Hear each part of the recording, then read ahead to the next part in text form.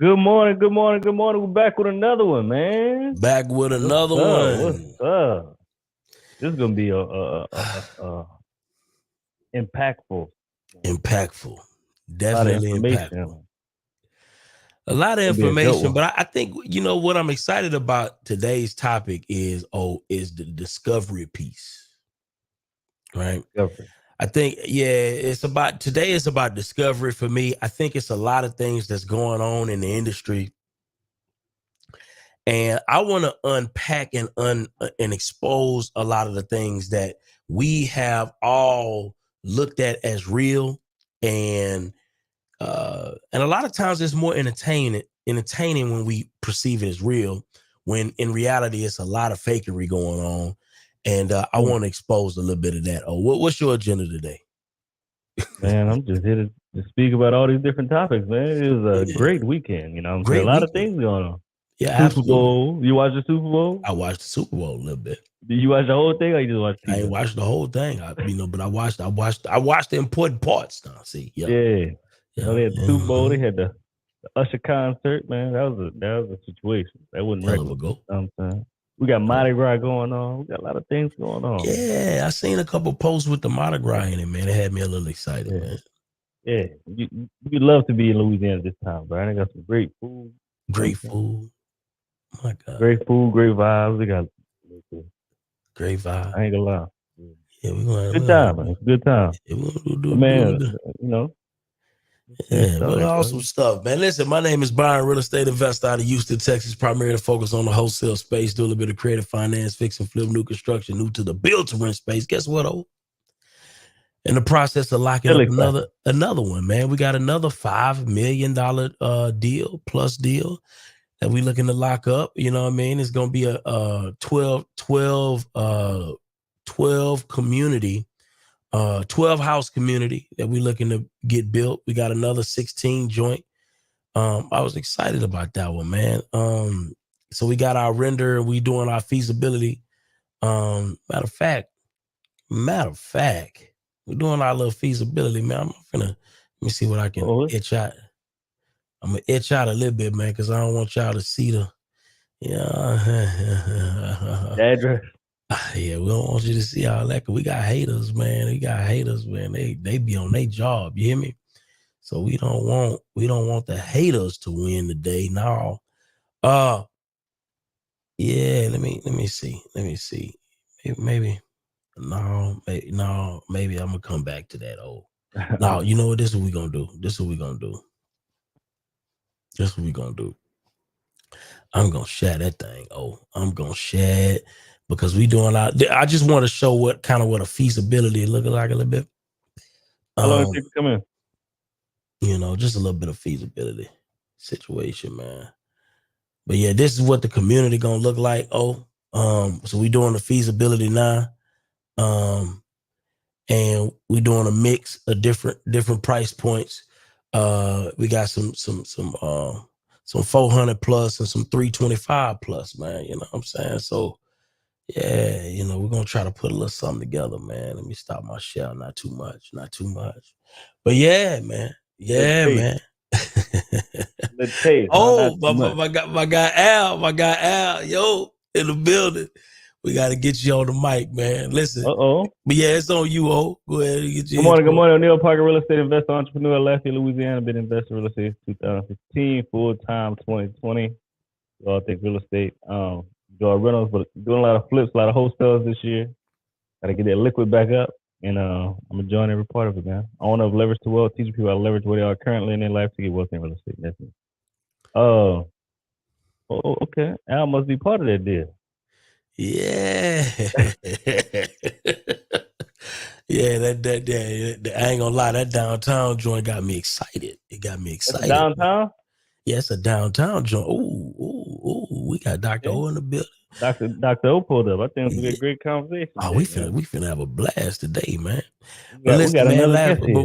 Before we get to that, man, we gotta introduce, man.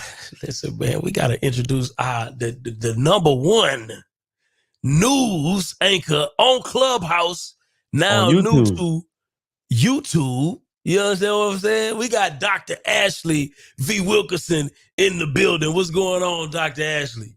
Hey, y'all. Good morning, good morning, good morning. Listen, you were like, yeah, man, that's that Usher, baby. Ooh. You an Usher fan, too. Out here, Absolutely. I was in here going wild, and my oldest daughter was like, this is so embarrassing, Mom. Hey, Ashley, tell the truth. You let Usher hug you from the back like that? Like how he did You know, when that picture started going viral. Hey, bro, let me explain something to you. When a dude hug your girl from the back, bruh, it's over, bruh. Yeah. When that picture started going viral, I was like, she did this, Byron.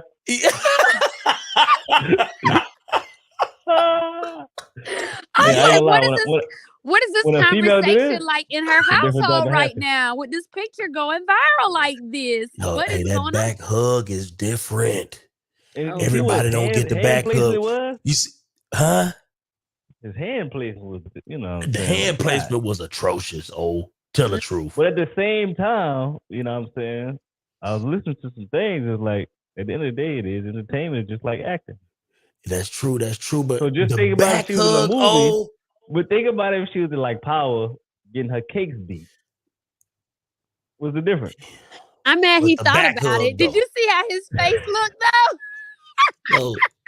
You're making justifications for the back hug. No. Wait. What's going on? Think about it though. The song is My Boo. My Boo. You had to convey that they booze while singing the song. I ain't gonna lie, he was crushing that body the whole time. Why are y'all like this every single day of y'all lives? Oh my gosh. Silhouette, he was like the butt and all that. Like, hey, she was killing the red jumpsuit too. I'm just saying. I ain't gonna lie. Alicia been one of my Hollywood crushes, whatever you want to call it. Straight up. Hell yeah. Alicia always gave me little boy vibes. I always liked her though. She give me little boy vibes though. She do. Not little boy vibes. What's a little boy vibe? Always gave me little boy vibes. I don't know what that's about, but I bet if she walked past you, that little boy vibe could be gone. Huh? You'd be like, damn. I bet if she walked past you, you'd be like, God damn.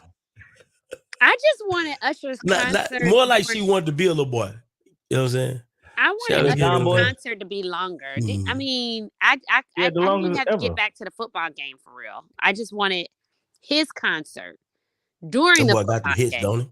To be longer. Like there were some songs that I really wanted to hear that he didn't even get a chance to do. Like I'm going to his next concert. That's all I'm saying. Well, I know them tickets up there, boy. You mind giving us a quick intro real quick, Ashley? Hey, y'all. I'm Dr. Ashley V. Wilkerson. Good to be back in the building. I'm a speaker, leadership expert, and motivator. But most importantly, right now in this moment, I'm the co-host to Byron and O'Neill on the No Stingy Energy podcast.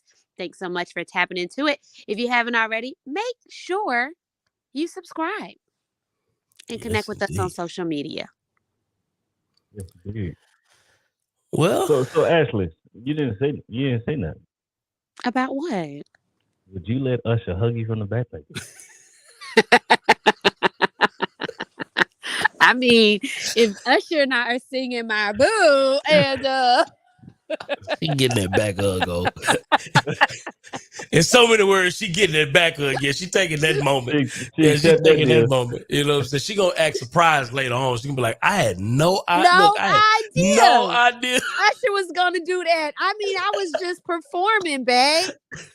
I ain't gonna lie.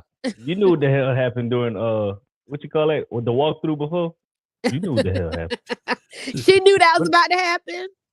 I ain't gonna lie, Usher had a lot of things going on, man. Got to release the concert. Shout out to the Noops, the Kappas who were album. in the building during the concert. Mm. And man the got married. HBCU band. That man got all kind of stuff going on, man. He didn't get married. He just filed for his they say he got married license. after the Super Bowl, I think. No, it's his license. They said they haven't filed the license yet. They applied for it. Gotcha. I'm seeing a lot of different things about that. Oh well. Yeah. We got a lot to talk about today, man. A lot to cover, a lot going on in the news. A lot going on in the news. We got Dr. O in the building. It's not act like that's normal. Yeah, right. Yeah, I wonder what she got to say about it. What that? Dr. O taking that back hug from Usher. Oh, what?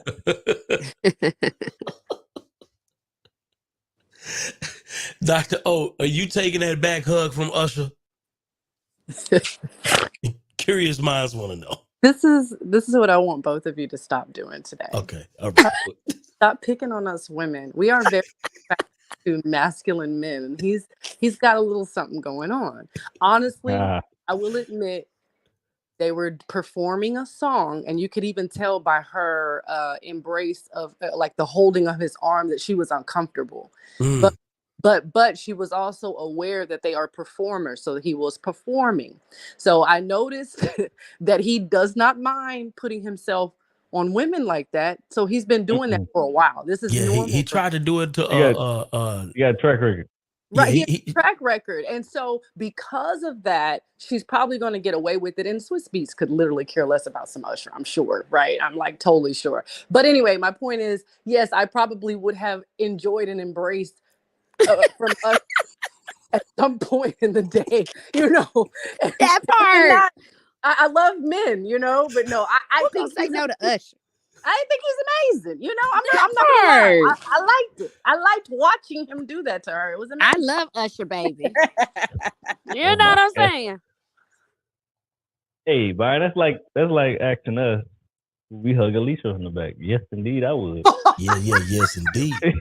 No, yes, indeed. Bros. No. See, if a woman came up and hugged you guys from the back like that, or just came up and hugged you guys like that, I couldn't even see y'all accepting those type of embraces. I don't know why. It just doesn't it doesn't even seem like y'all want that in y'all's life. I don't know.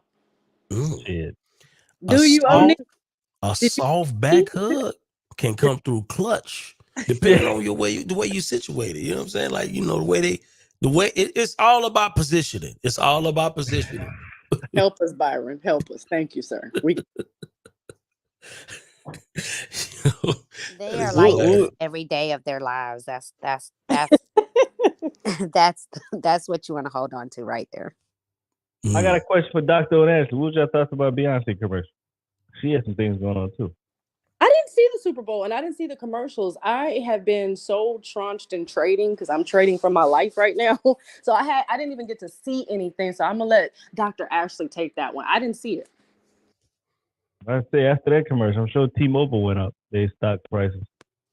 I saw somewhere that they paid her $45 million for that commercial. What? And I also was impressed that she had far more talking points in that commercial than I've ever seen her in just about anything that she does. She's not a big talker. Yeah, she's really not. And that's no shade. That's just truth. She doesn't really talk much. And so that was the first thing I said when I saw it. I thought it was a very creative segment for her and is very appropriate. So it was like who she is. And then right afterwards, she released 2 country songs. I think it's a 2-song album that she released with a visual And the visual proved that Beyonce can literally do anything and people will rock with it. Like the visuals that they released for the 2 songs is literally one segment recording that just loops the entire song. That's it. It's one recording and it just loops over and over and over again the entire song, and it already has over 1 million either views or likes. I can't remember. I saw over 1 million indicated under the video, but it's already trending, I think, in the top 5 for both songs that she released, the country songs, and people are already going viral on social media with wearing cowboy suits as a result of Beyonce. They got the hats, they got the boots, they got the things. I got a question about that. Mm-hmm. So now that she got a lot of things going on. Y'all think she's gonna take over the country music sector? I wouldn't doubt that. Like she finna win a Grammy in the country music. In the country part. music. So I said this a long time ago. Because she's switching, like every album is a different, what you call it? That's a genre.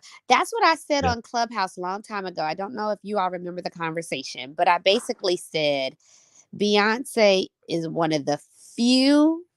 Michael Jackson was one too, but Beyonce is one of the few artists who literally pushes herself. Every single album incorporates a new genre, and she dominates every genre that she touches. Her fan base has propelled her in a way where she wins in every single genre. So she's literally the most versatile, the most decorated artist, and has won across genres and not won in only one category genre. That's crazy, bro. I heard a Texas Hold'em one. I didn't hear 16 characters. I listened to both of them last night. And y'all should go check the visual to see what I'm referencing. But I listened to both of them last night. I like Texas Hold'em better. But they're decent. They're pretty good. What's crazy is, the culture gonna run the views up. She gonna definitely win something in the country department. And it's probably not even from the country people. Yeah. That's a true. fact. That's crazy, bro. It's like with that Break My Soul situation. I didn't really like it, but they ran it up, bro. I don't know. What genre is that? Wasn't that pop or go-go or something? House? It was house music? I don't know. I don't know, but, they ran that up, too. I'm sure. Did she win some awards on that? I mean, yeah, she's won awards for every album, but like Jay-Z said, she's the most decorated. But she hasn't won Grammy for a full album yet. And one of the reasons why she may not have won for a full album yet is because that actual genre base doesn't support it fully, but her base supports it fully. And there's a difference. I know the country community finna be sick. She's taking over their stuff. I think it's good that she shows that Black people can, right? Because there are very few Black people who Darius Rucker is referred to all the time, and there are very few notable Black people in that space. There are some, but very few. So I think it's good that she can show that Black people can do that, and then it will tap into other Black people doing it more. Well, isn't it the truth that a lot of country come from, the older rock music that Black folks created anyway? So yes, it's really just and if you listen to it right now, they sound like they're rapping. Like, have you heard like they really it is amazing how this culture vulturism and all this appropriation of all sides. I'm not just talking about just white people, but the mixtures of taking things that they feel is going to pop. And I have not heard one on the radio. Now, I don't listen to all. My father listened to country music all the time, but I don't listen to all. But on the just, I guess, mainstream radio all of it sounds extremely R&B hip hop-ish, and they know that because they like that lifestyle. And to be honest with you, the reason why Black people talk like this and all that, they got that from, you know, country white folk. I mean, that's who they had to talk like, sound like, and they couldn't talk in their own dialect or else they got beat up. So that talking and all that stuff came from them. Actually, we don't talk like that. That's not, I mean, we didn't even have that type of dialect. Where did we get that from? So I'm saying that to say that the cross pollination has been there, but they do try to mimic their sound to sound more cultural, and mainly, of course, they're going to get that from Black culture. So it's just interesting y'all are talking about that this morning, because I just thought about that, and it's like, that sounds very Black. But they've been doing that. We on top. That's what you saying? Facts. Gotcha. What else you got to share, Ashley? Well, I mean, there's a lot going on. They got a lot to share. I have a surprise for you, Ashley, before you start. Hold on, please. What's my surprise? Tea time. How did y'all know I love some tea? Tea time. Wait a minute. Is it tea time with Ashley? Oh my gosh. Yeah. That was cute, actually. I drink hot tea every day. That's part of my daily regimen. I drink non-caffeinated, huh? I drink tea too. I'm a tea guy. I'm a tea guy too. I don't drink coffee. You're a tea guy? I mean, you're a short little guy. I'm a tea girl too. That is so funny. You're a tea guy? I'm a tea girl too. I don't drink coffee. But yeah, that's a thing. So there's a lot going on in the news today. You know, a lot of people did not want the Chiefs to win. Are you all one of those people? No. I actually wanted them to win. I felt like they deserved it. Me and my wife had a bet. I was like, I think the Chiefs will win. She said, I think the 49ers win. I said, look, the Chiefs win. Like they hit 100 push-ups for me. I thought it was going to be something else. I thought you were going in a different direction. No. Yeah, they got more to the bet, but I ain't maybe you were going in that direction. Yeah. I don't know. Yeah, I ain't gonna. No, she couldn't hit the 100 push-ups. It was something else, you know. Well, you know, we ain't gonna go that far. Oh Lord, we don't need to know. We don't need to know. Hilarious. Morning. Got Al in the building. What's going on, Al? I'm good, brother. I'm good, man. I'm sorry, man. I was driving when y'all invited me up, man. I wanted to make sure I was at the office prior to hopping on, man. Shout out to the news. Y'all saw we was rocking it, baby. Yeah, the news was in the building. Yo. Yeah, you know what I'm saying? Y'all was all over Instagram. If Usher want to get down, though, he still got a pledge. We don't do honorary members, dog. Everybody earn our letters, baby. I could dig no honorary members? None. None. We don't do honorary. But no, I don't want to, you know. Besides that, but it was a dope show. Loved it. The game was amazing. The concert was on point. That was the best Super Bowl I watched. It was a dope Super Bowl. One of our honorary members of it was Usher's concert with the football game. He represented for Atlanta, and here's my question. This is for Dr. O and Dr. Ashley V. Wilkerson. Ooh. Hi. Well, how do y'all rank this performance of all time? Super Bowl performances. Is it top 3? I mean, where y'all put it at? It's in my top 3. I'm biased. I'm a big Usher fan, so it's definitely in my top 3. She with the hugs from the back and all.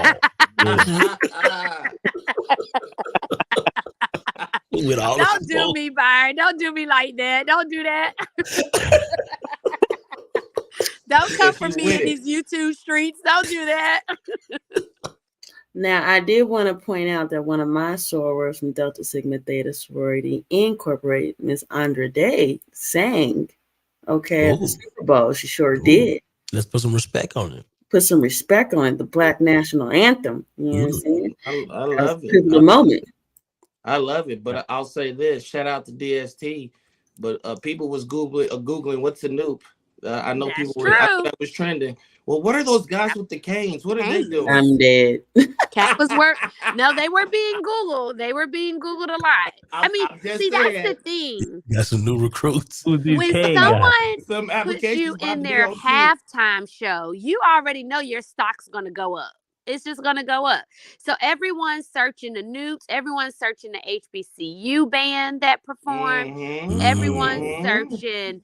Little John hasn't been out in a minute. Everyone's searching him. Everyone's searching her, which I think them searching her was by design because, you know, they have a song out, a newer song out.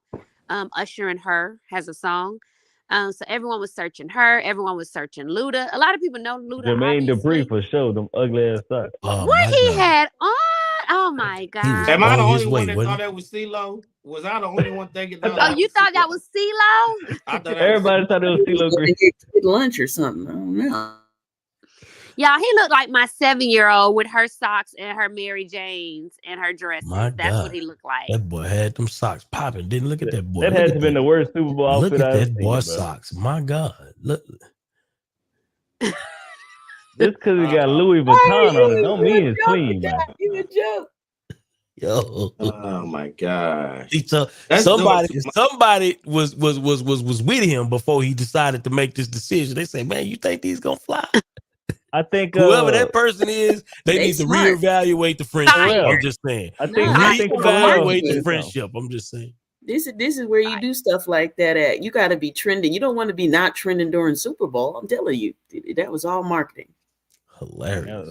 I would not want to be on that side. I mean, that's a prime example of any media is good media. Any attention is good attention because he captured attention for his socks. And now everybody's searching who he is. And they're going to find out who he is. His stock just went up too, just because of some socks. Look at them socks. You see them? My God. Got a little pearl and everything. My God. So them right there. I just want to know who was the friend that said this is okay. I'm saying there are some AKs who are going to be grabbing these socks now because of that pearl. That's all I'm saying. Because of that pearl detail. He might be on to something right there. I'm just saying. Well, he probably paid at least $400-$500 for some ugly ass socks. That's a prime example of how they use their money. Oh. Did y'all check Ice Spice with Taylor Swift? Yeah, Taylor Swift got more time on the camera than anybody else. Yeah, I didn't even know they was cool like that. Taylor Swift put her on too. They probably got an album coming out together or something, a song or something. That little orange fro walking around. Yeah, I mean, they did span her. What I thought was appropriate, though, is that he didn't make his speech about her. And I know everyone was waiting to see what he was going to say, but he didn't mention her at all. They spanned her during his speech, but he didn't make the speech about her like some couples tend to do. Not saying that was right or wrong, but I know people were looking to see if and what he was going to say. So that was interesting. I'm happy he didn't. Why you think everybody was hating on? Why you think everybody didn't want the Chiefs to win? Because of that. So I think people hate success.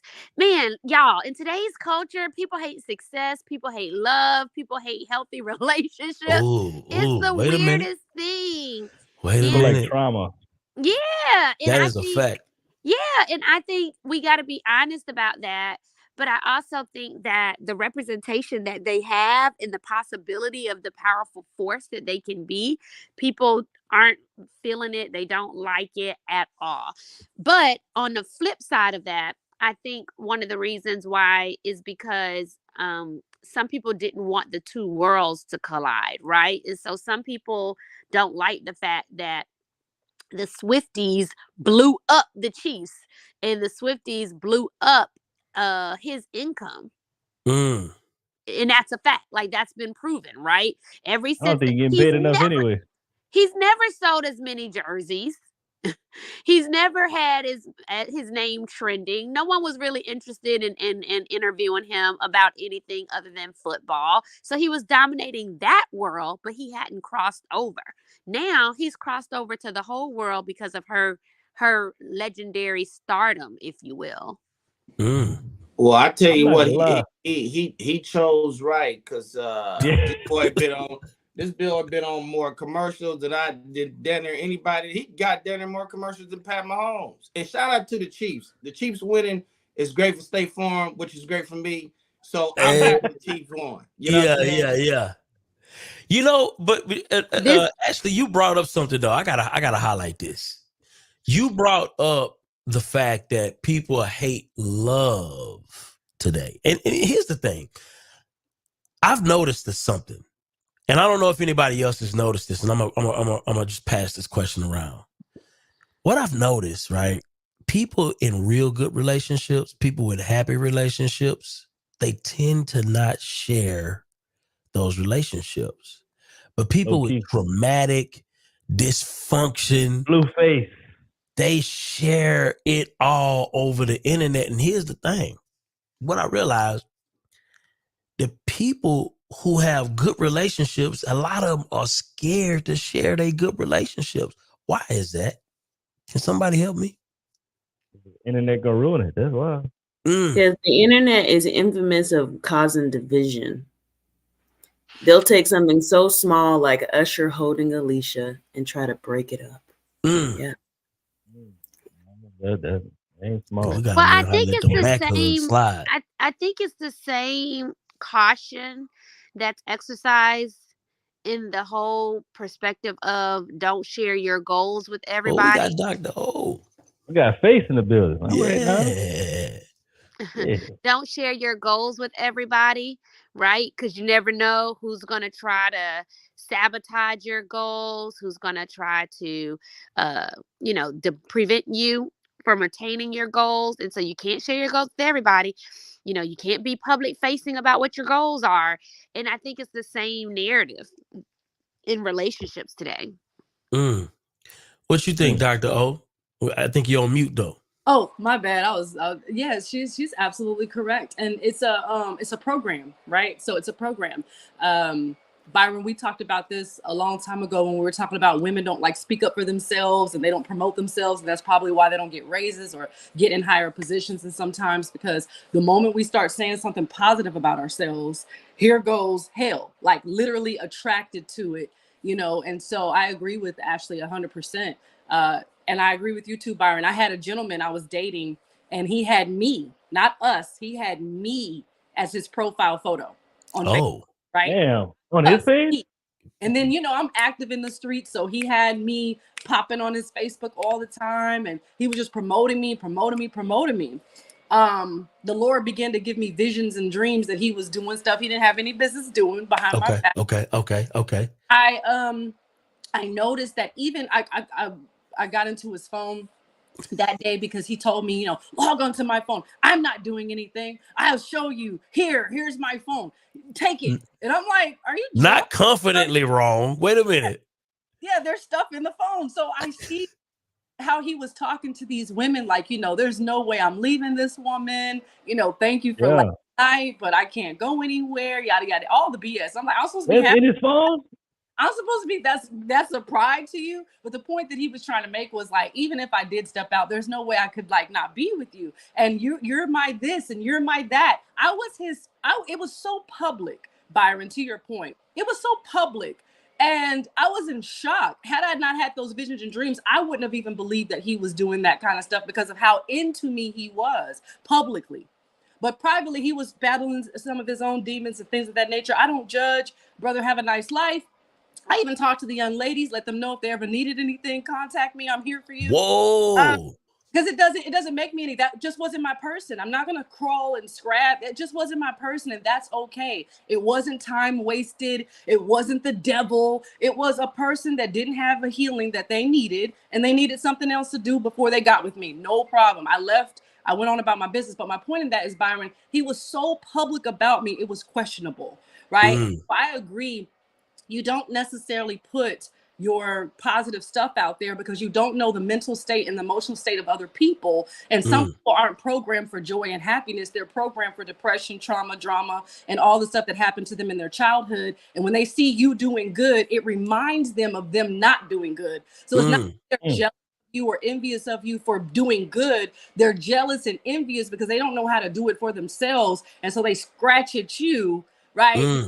You're doing well, and you say something positive. I could say something as simple as I'm rare.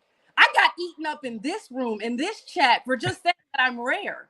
And I'm like, I am though. Like, I know that I'm rare. So are you. What's the problem? Are we mad because a woman said that she was rare? I can't even say that. I'm not even talking about my millions in my Bentley. I'm not talking about that. I'm talking about just being rare. Yeah.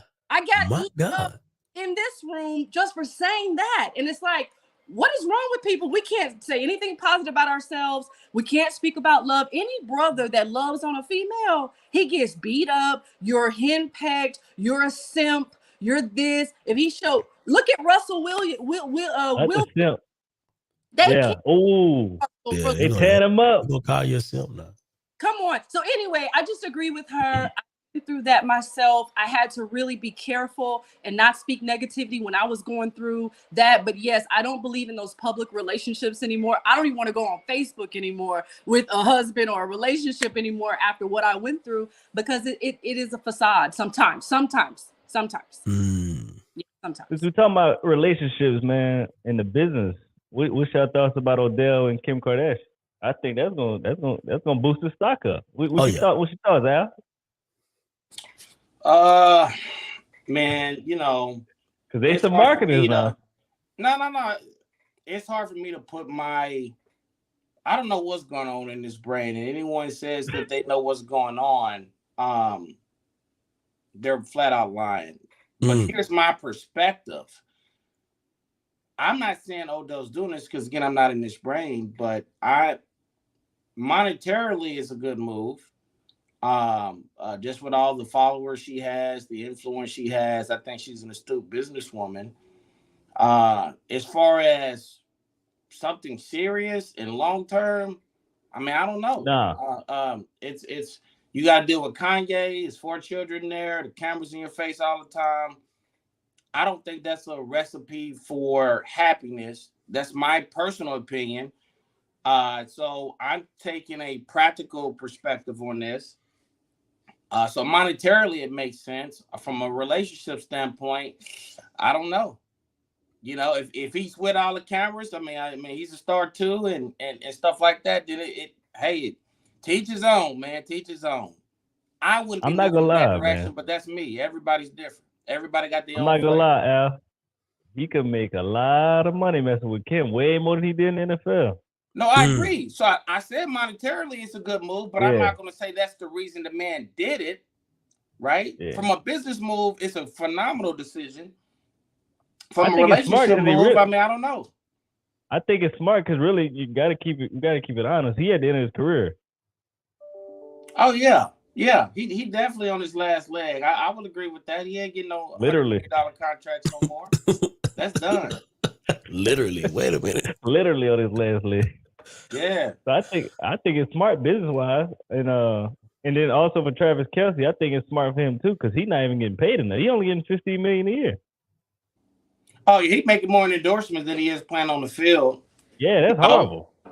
Yeah, but he don't have the baggage to deal with. Yeah. You know, I think it's smart. It's pimp then. Huh? You guys are okay with pimping? Whoa, no one said that. That's a pretty harsh conclusion, Dr. O. I just put a disclaimer out that hey, I don't know this man's mindset, and I personally said I wouldn't move in that direction. I think that's what women are supposed to do. That's what we are to do, to upgrade and to help and to support and to leverage and all that. I'm just playing. I think it's great. I say, damn, pimping. I'm just joking. My God. You know, but when you think about it though, right? Do you really believe somebody like an Odell Beckham has any business, real business? Just can we? All right. Let me preface. Okay, tell me this: why would Odell Beckham choose to be with a woman like Kim Kardashian with her certain set of circumstances going on? Let's be real now. Monetarily is a good move, right? Monetarily, but I'm saying, but I'm just saying, but I'm going back to Dr. O's point. I don't think there's any other reason. First, okay, because the girl he had, Coco Lolo Jones, bro, she way better than Kim, in my opinion. So if he doing that move, does anybody think that the move would be based out of authenticity? No. Damn. He got a long track record, dog. She is smart to know the guy's intentions. Most guys is dating her. That's probably why they're dating her. If they are younger than her, well, I think Odell does have a kid. He might have two, actually. He got one. You said what? I don't know. He got one. Yeah, with Lolo Wood. Got it. So I mean, hey man, Kim Kardashian is a brilliant businesswoman. She knows exactly what she's doing, and you know she gonna monetize it too. Trust, she gonna monetize. It could have been strategic both ways though, because her mom really be the mastermind behind all that stuff. Yeah, she's the real pimp. Who, the mom? Yeah. What she thought about that, no, Doctor? Let me not say that. No, I like that I really do admire Chris. I'm gonna stop saying that word, by the way. I'm gonna stop playing. I do admire that Chris saw talent in her children. She saw talent in herself, or whatever the case may be, and she capitalized on it. And that's the other reason why Dr. Ashley V. Wilkerson just said, you know, we cannot hate on people and their positivity. I think some of it probably is genuine, Byron, but for the most part, we know that right now we're in this business world of things. We're in a strange economy. We know that if we don't partner up, that's what No Stingy Energy podcast is about. People coming together, sharing information, helping each other get out of this, navigate through this land. So I think some of it may be a little genuine, but right now some people are getting together because it's going to be their safeguard. Like you said about the gentleman with Taylor Swift, what would his career be like? And even herself, this is helping her too, right? So it's like sometimes to get with somebody in partnership in business or personal that is going to help you get to your next level. I don't see anything wrong with that as long as you are in agreement. There's no sneaky business, no behind the scenes crap, but you guys have an agreement. I'm like, O'Neal, I don't know anything about real estate. You and Byron got it going on in that way. I'll, share my such and such with you. Come be my girlfriend. There's nothing wrong with that. And I think people can actually learn from that and make it your own. If you don't believe them and it's hype for them, then you can take some of that and make it real for yourself. And I think it's an opportunity here for everybody. I think there's a lot of money to be made for sure. Facts. He got a lot of things he can do, and then she got a lot of things that she could bring in. I think they can help each other make a lot of money for sure. Same with Taylor Swift and Travis Kelce. Do we believe that Travis Kelce and is this a thing that we think gonna last? So, honestly, I see it lasting though, because you got to realize every relationship he been the prize, bro. Now it's the opposite. She the prize. He ain't nothing compared to her. Wait a minute. So Dr. O is shaking her head. She said no. This man makes $15 billion a season, bro. This chick a billionaire, bro. Oh, you got to think about what Byron said. The relationship is too public. Just based on any one wrong thing. Taylor Swift could be having a business dinner with a business client, and she could reach over and whisper in that person's ear, and then it's going to be splattered on the news that she's cheating. It's up for failure. You both know as much as you guys share, it's also as much as you don't share publicly. You know not to share certain things publicly. You talk about what the Lord tells you to say publicly, but there's some private matters that you and Byron may not discuss publicly. So it's too public. And you've got to think about, why are they together? Who put them together? You got to think about the whole circumstance. I just see it as marketing. She has a tour coming up, a surprise pop-up tour that nobody knew about but her, right? And all of a sudden, these things are happening. The Chiefs all of a sudden go to the Super Bowl. There's some dynamics behind the scenes. And that's why I say it, not because of Taylor and the dude, but mainly because there's some people behind the scenes making this so. And if wasn't those people behind the scenes making it so, yes, there's a possibility, like Russell and Ciara. It doesn't seem like there's people, puppeteering them. It seems like they possibly truly got together because they were attracted to each other. Whereas with Taylor and this guy, it does seem a little manufactured. So I'm not saying that they won't. Manufacturing does fall apart at some point in time when it's manufactured. If I'm wrong, let me be wrong, and I hope they make it for life. But there seems to be some puppeteering. Seems to be. That's my personal opinion, and I could be totally wrong. Dr. O now, Future to Russell, that's a big difference. That's a big difference. Way big difference. That's a huge difference. You know what I'm saying? That's like she was with 50 Cent to Russell. That's a big difference. Wow. My God. You know what I'm saying? Bow Wow to Russell. That's a big difference. She made a whole shift. So Sierra they made some puppets back there too now. She had some pickings now. Man, what else we got going on, Dr. Ashley? Let's keep the conversation rolling. There's just we having fun. There's a lot of toxicity out there right now. We like that. We like that. See, that's your problem. I think you like it too. Like Dr. was saying, you're not gonna say it publicly. But Ashley likes some toxic situations, bro. Not publicly. Am I lying, Byron? Oh my gosh. Listen, I would never say it on camera. No, my tolerance level for the toxicness is far lower and smaller and shorter than yours ever. Oh no. That may be a fact. That actually may be a fact. The one saying she wouldn't mind the hug from the back from us. And notice I said, but honestly, though, let's just keep it real. It's a lot of women taking that Usher hug from the back. Let's keep it real. Listen, who gonna tell Usher no? But I noticed I worded it as if we were performing. Hence, gotcha. Will we ever be performing? I'm just saying. I might. If we were though. Mm-hmm. That hug from the back. You might be on stage one day and he just pop up. Poof. Hug from the back. My God. Listen, his performance made me go back and look at my pictures from 10 years ago at his concert in Atlanta. I was like, let me go relive these moments right quick. Hilarious, man. But so there's a lot of toxic things going on right now, still stemming from Cat Williams and his interview. And this one interview is really spinning.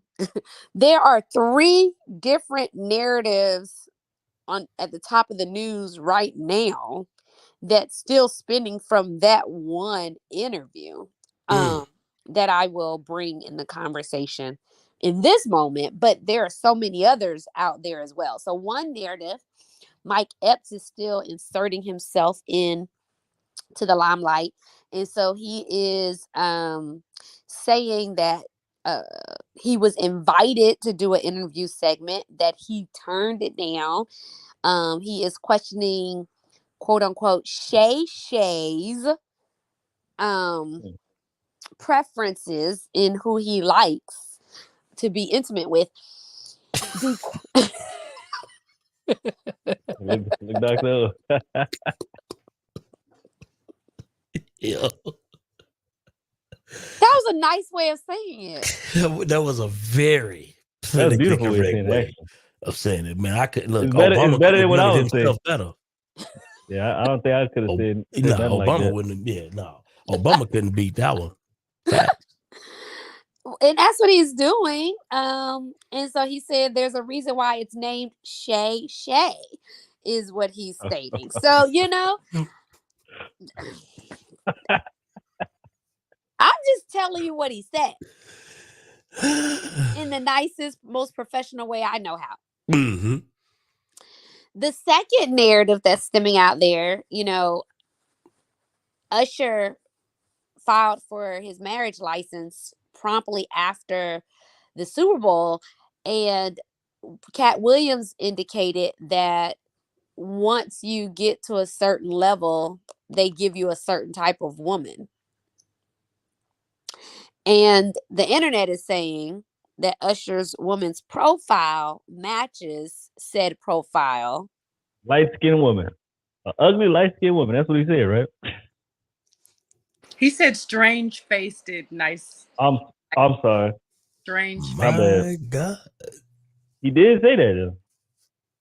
So Usher's picture with his fiance has been going viral with Cat Williams' picture, sipping his, what is that, Crown he was sipping, Hennessy, whatever he was sipping. It's going viral as a result. And then the third thing that is going viral, direct connection to Cat, is Monique. And Monique is going in on Oprah. Disrespectfully, I may add, but she is definitely going in on Oprah. And what she said was, during the interview, she was going to keep it classy because she's representing her children, her grandchildren, her family, her community. Baby. But in her comedy shows, she doesn't have to keep it classy. She's going to tell it like it is. And she then proceeded to cuss Oprah out during her performance. So those are three things that are going viral right now, and it all stems from Cat Williams. Can I? And Shay. Can I piss some people off real quick? I just want permission. I want permission. Can I piss some? This is my thing, and listen, listen, I can appreciate me some Monique, like I appreciate her queens of comedy. I appreciate all of that, right? But Monique has gotten into a space to where she is complaining more than she is making jokes. Content. Yeah. And my thing is this, right? Like when I get to thinking about success, right? In any level of success, bro, like at some point you got to do the work, bro. Like I don't care what nobody say. At some point you can whine, you can complain, you can talk about, you can blame other folk, you can cast your accountability on the other folk, but at some point you got to do the work. You got to take accountability for the contracts you signed, for the agreements you made, for the work you did, period. And I get it. When you go on the internet, everybody is loving her tearing down Oprah. But I'm trying to understand, Dr. Ashley, Al O'Neill, what has Oprah done? What Oprah did to us, man? Like, is it something I don't know? Maybe it's something I don't know. I don't know if you watched the interview. I think Dr. O may probably be the best to answer that. My understanding that, and I don't know if it's true, it probably is true, but Oprah is one of the biggest gatekeepers in Black media, period. Ooh. And what she says goes, right? She's a pioneer in the industry, got her own network, so there's a lot of power with that, a lot of influence with that.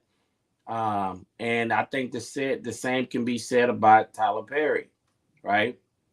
When you own studios, you own networks, you control the content. And that means you have influence on what actors are paid or not paid. And you have influence on what roles actors get and don't get. And maybe there was disagreements on roles that she's taken or not been given to or taken away from in compensation, right?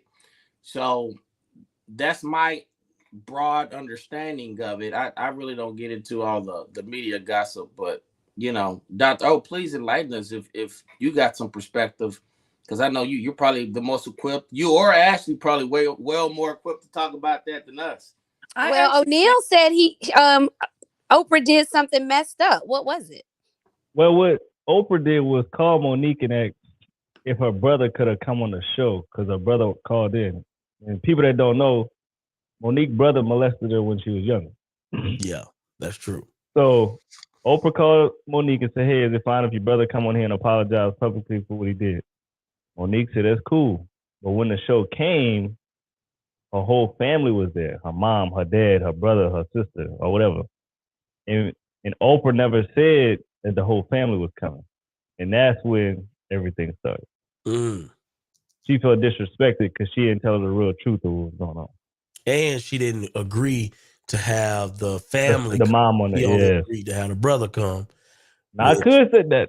That's wrong. I feel that's wrong. Yeah, that could be. That could be ugly. Because at the end of the day, we talking about my pain and my trauma on TV.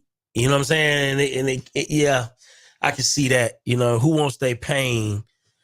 I don't know. That's a lot. What's your thoughts on that, Doctor? Well, I agree. If we had an agreement on something, I told you something in private, and then you just decided to do your thing without talking to me, just as a person, I wouldn't be thinking about the business. That's pretty messed up. And then I bring it to your attention, and you just don't really care. Like, it's done. It's a done deal. So, you know, in this world of business, the personal and business lines get blurred a lot, and that's okay sometimes, as long as it's not hurting anybody. So if you found that hurt someone, you correct it. That's it for me. I had the privilege of meeting Oprah Winfrey quite a few times, but the first thing that I saw about her before we even physically got to talk and meet and hug and all that was she was very self-aware, extremely self-aware. Like, if self-awareness was a human, it was Oprah in that moment for me. I had never seen that with my eyes, like watch someone be so aware of themselves, meaning that you know what you're aware of in your power. So if you see that you're above something, or you have power, or you are a gatekeeper, or you are an opportunity, then you know how to use it properly, right? Because you're aware of it. I saw that before we even spoke. I saw it. We were literally talking with our eyes, and I was able to determine what the hell she was saying with her eyeballs, and I was able to do what she asked. And when I walked up to her, she said, "You're good." Like, you knew what I was saying. I was like, I knew exactly what the hell you were saying. Like, she's that self-aware. So that's that part.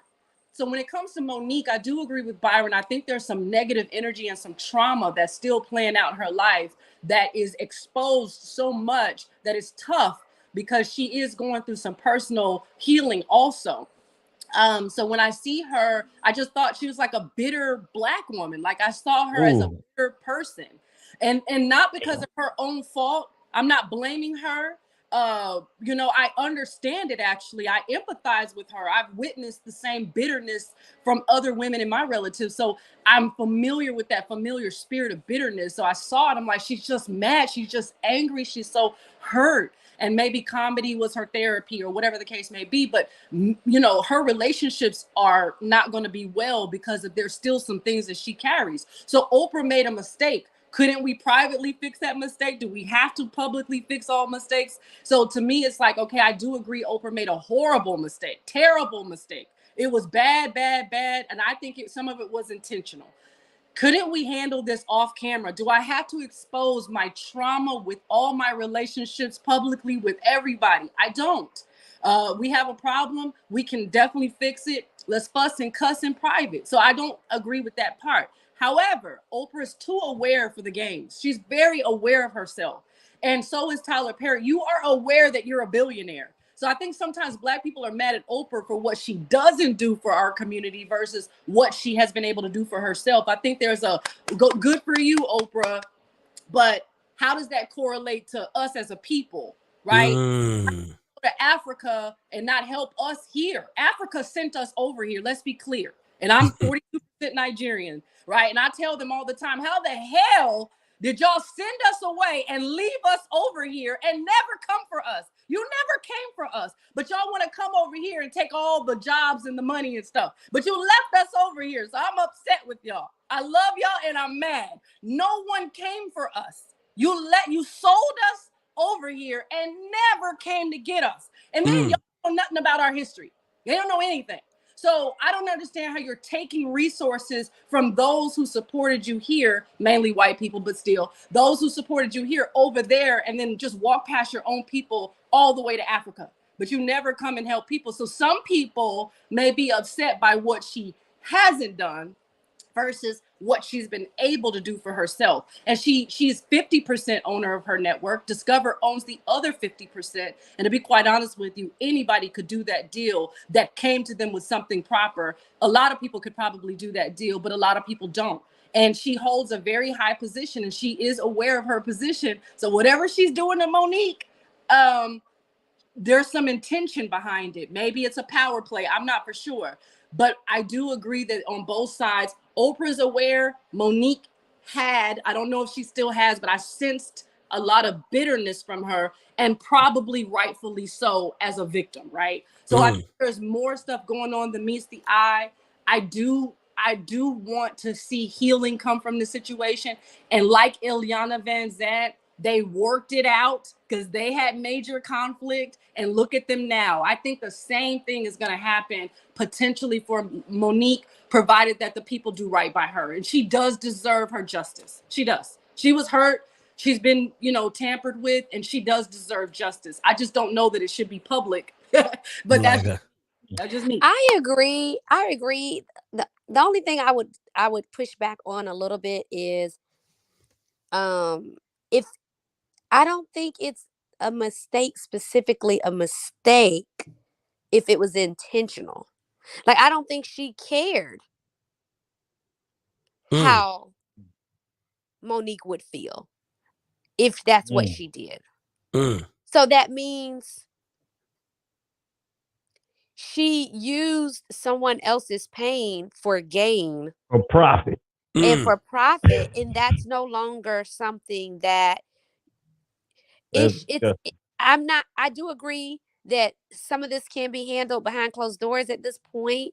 But and I told someone this the other day, good, bad, or indifferent, if you victimize someone, that's now a part of their story, and they have the right to handle their story and their narrative as they see fit. And so this is how she sees fit. Now, do we agree with it?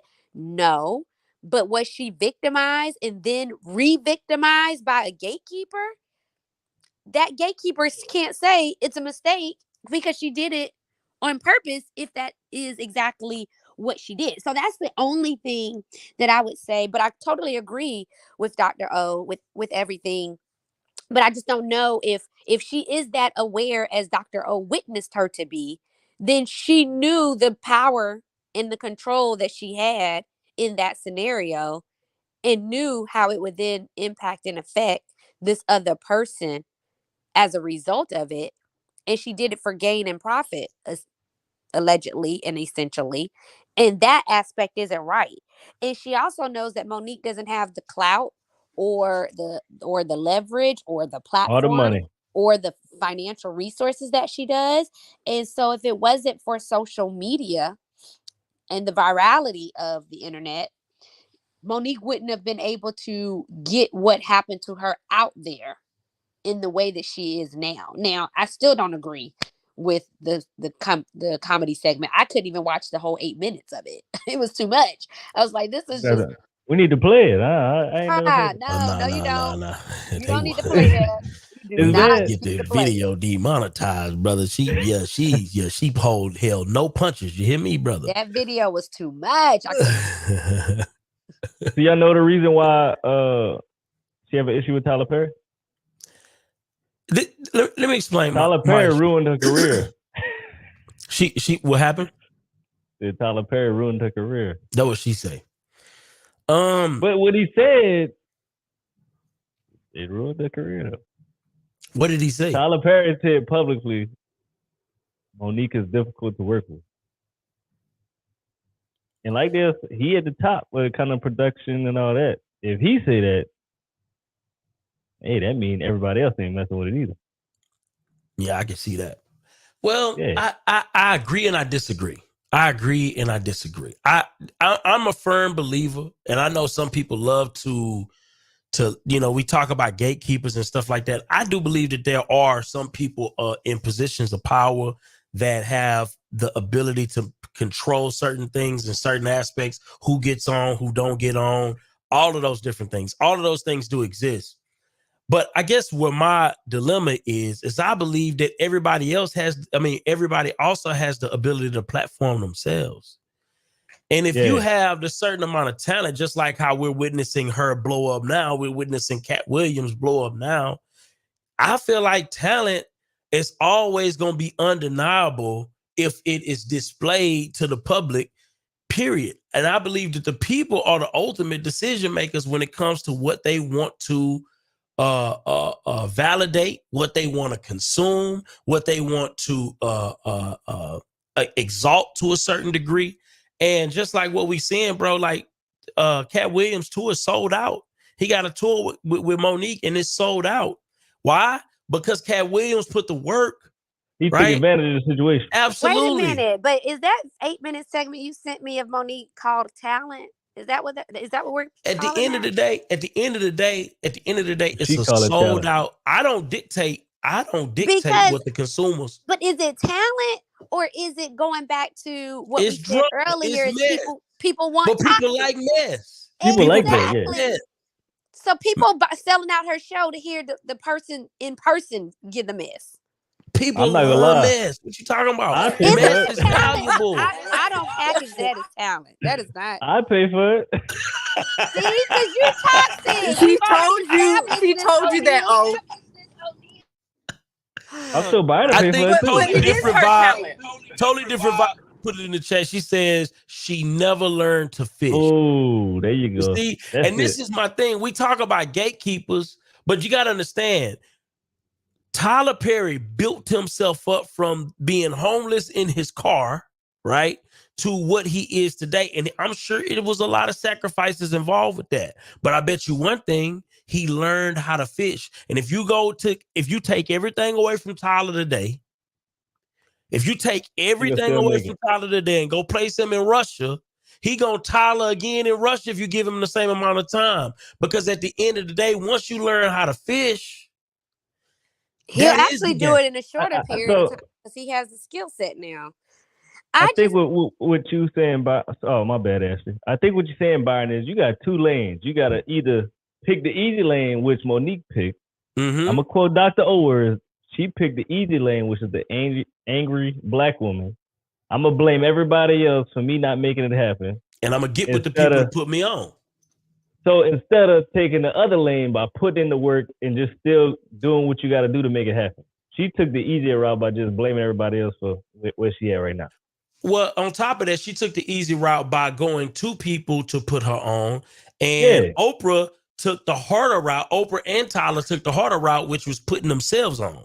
That's not easy. She got the same opportunity, but she chose to go the easy route and try to beg and ask other people and all that other stuff. The consequences of somebody else putting you on and the consequences of putting your stuff on, listen, it just is what it is. If I build my own, can't nobody kick me out. Can't nobody dictate what I get, right? But it's not going to be easy to put myself on. If I go to somebody, and this is a lesson to everybody.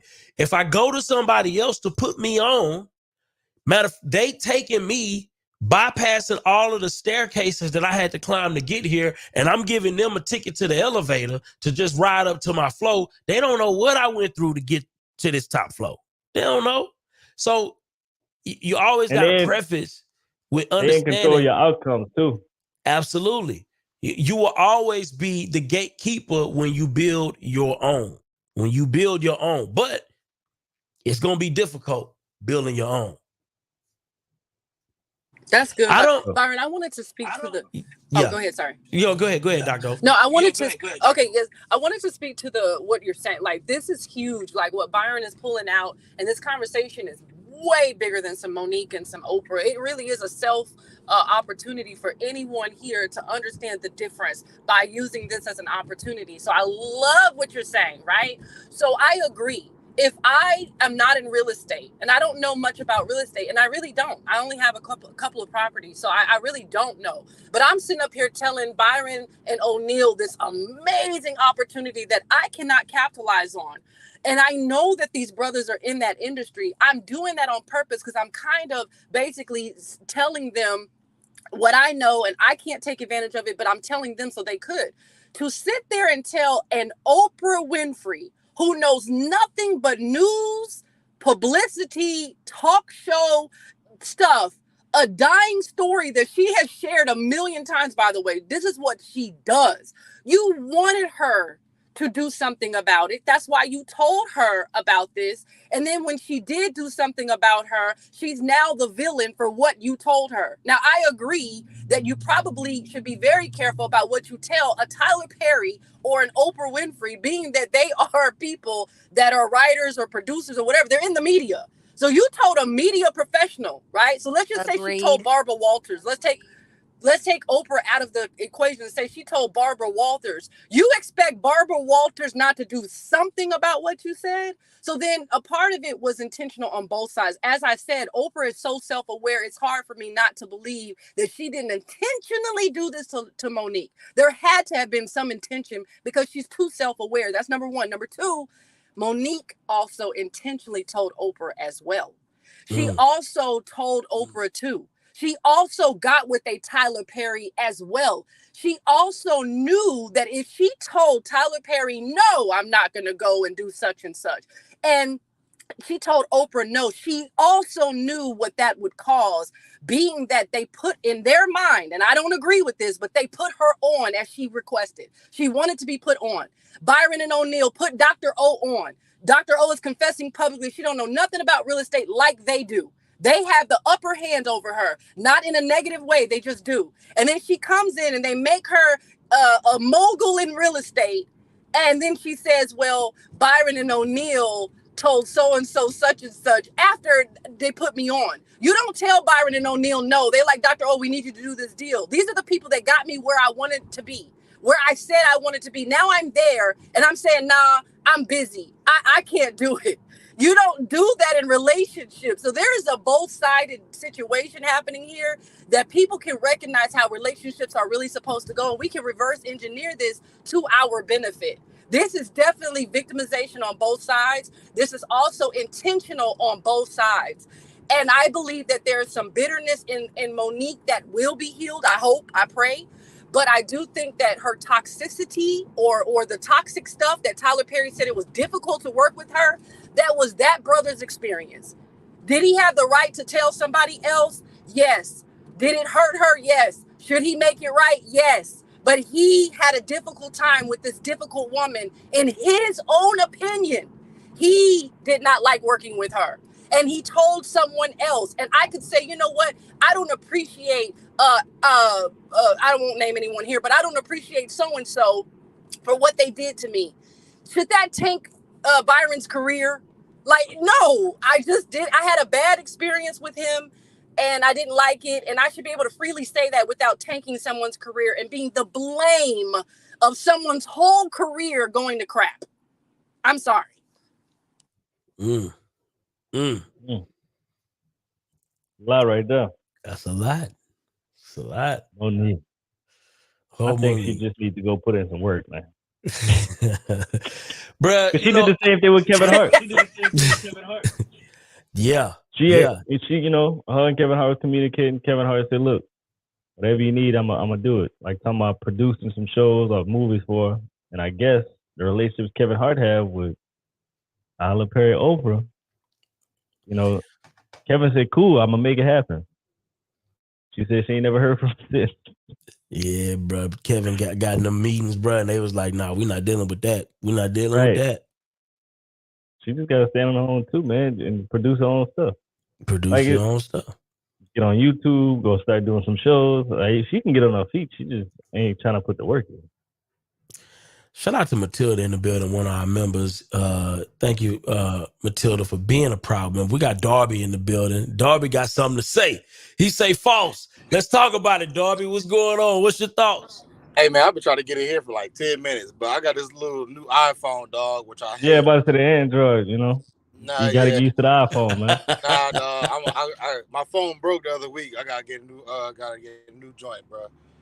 But speaking on that, what I was saying false about is that Oprah and Tyler Perry have been friends for a long time.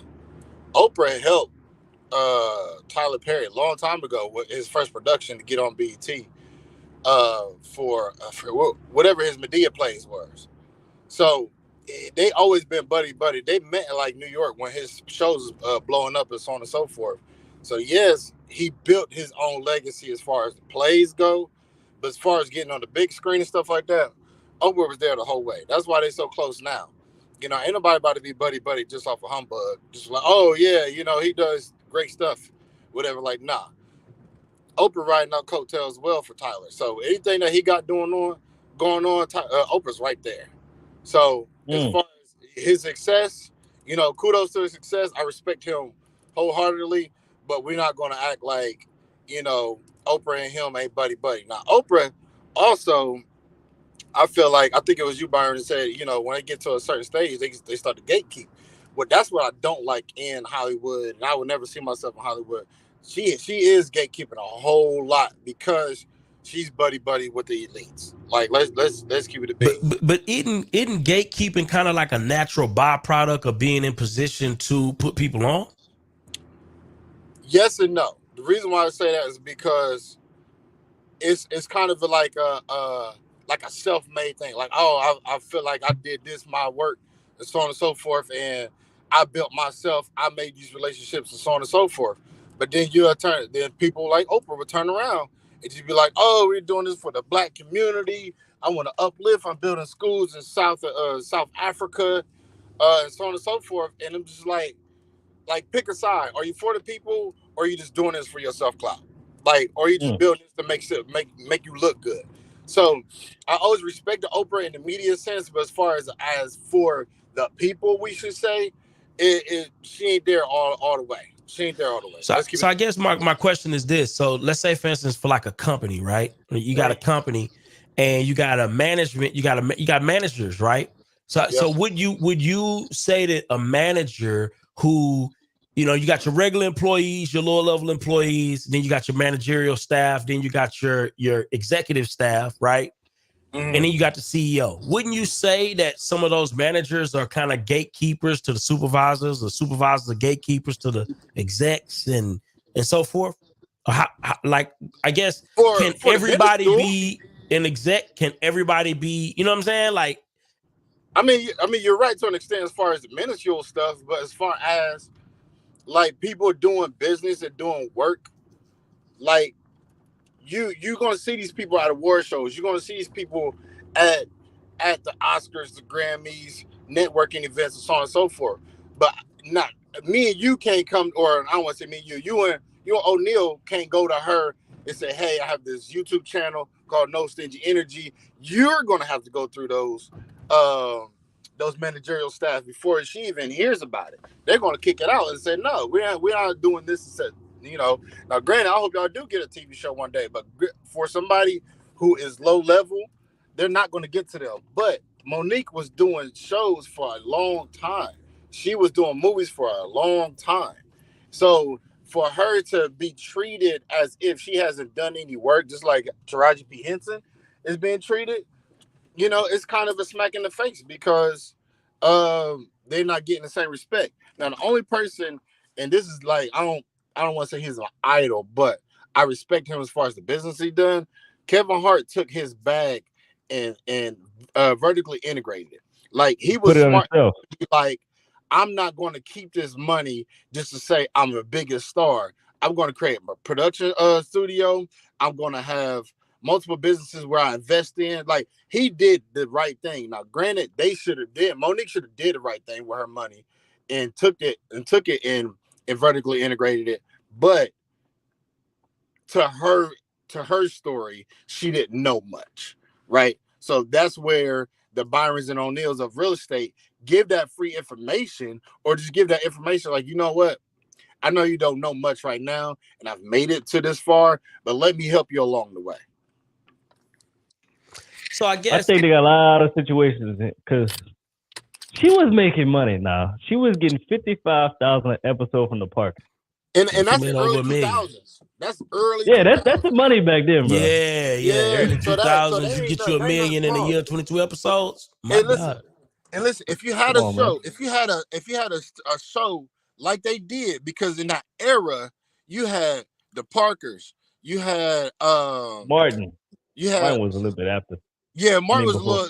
Martin was a little bit before. What else? You had Girlfriends. You had One-on-One. It was a black mecca. It was a black mecca. Yeah, there's a lot of stuff. Because we didn't have social media, so that's what we was capitalized off our conversations of when we go to school the next day.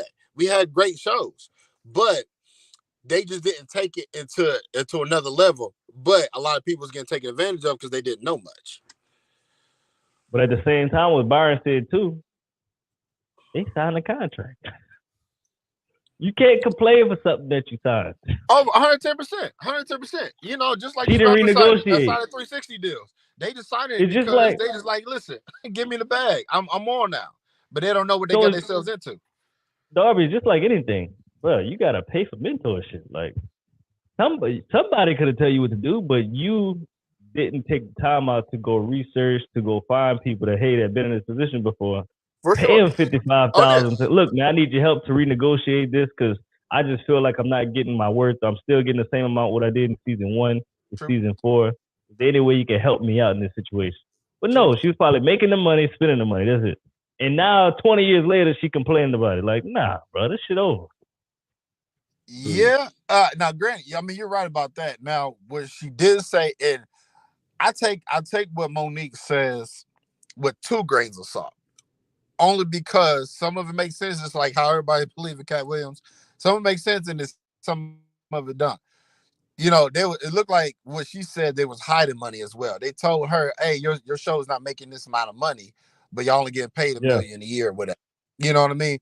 So, yes, pay for mentorship, but at that same time, dog, it's like, well, you don't come from much, and you making this amount of money, the most money you ever made. It's like, are you going to say anything to jeopardize that?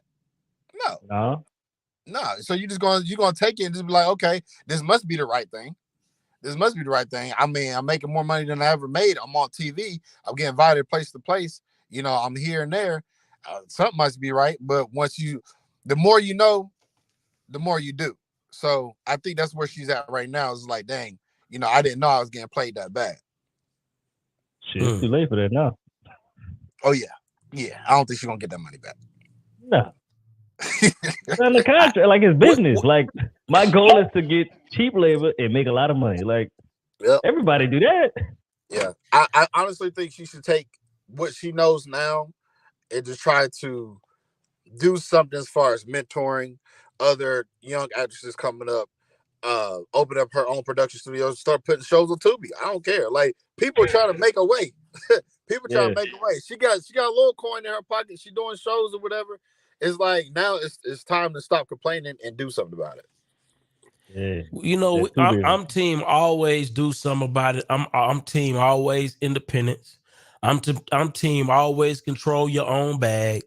I'm team always do for self. You know what I'm saying? I'm always gonna be on that team. Because I believe that, you know, autonomy is important. I think it's a bag and ownership. I may be weird, but I personally think that when you have ownership, when you have equity, right, you have a say. And not to say that people who don't have equity don't have a say, but the person with equity is gonna always have the ultimate say because they're spending the money, they're taking the risk. Mm-hmm. Right. Mm-hmm. And I think that we always, if you want to be in the position to ultimately make the decision, you need to be putting some money on the table. It's just that simple. It's just that simple. Beginning.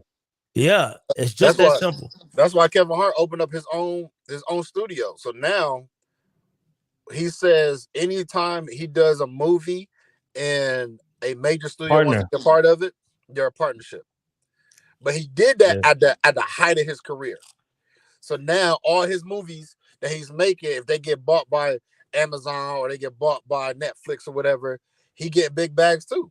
They did. But what I'm trying to get a better understanding is because now he's going to be considered, quote unquote, for him taking the opportunity, right, to put himself in position of an owner. Listen to me now. Now he's going to be considered a gatekeeper, at least in the eyes of the Black community. Well. Is that fair? I've seen him give like social media guys a shot at being in the camera with him. Like even small, like he did stuff with Keith Lee. He does stuff with Funny Marco. Is the dude named Funny Marco or whatever? Yeah, he does. Like, but reach it down. But here's my thing though. He created ownership for himself. Yeah. Regardless if he do anything for anybody.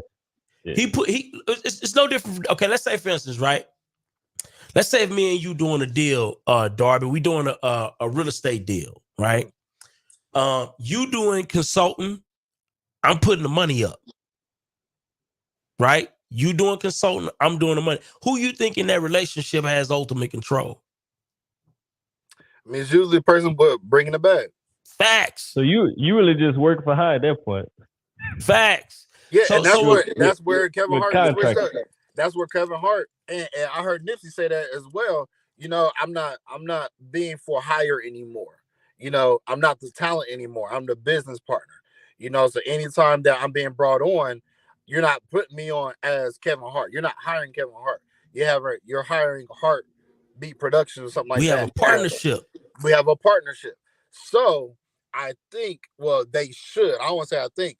Everybody who has a YouTube channel or who is a major influencer, they should create that situation to where anything that they're doing is a production studio. Now, Kev on stage, he's doing it the right way. There's a lot of people on YouTube right now. Look at Club Shay Shay. Look. Here's the deal. Look at Tucker Carlson, bro.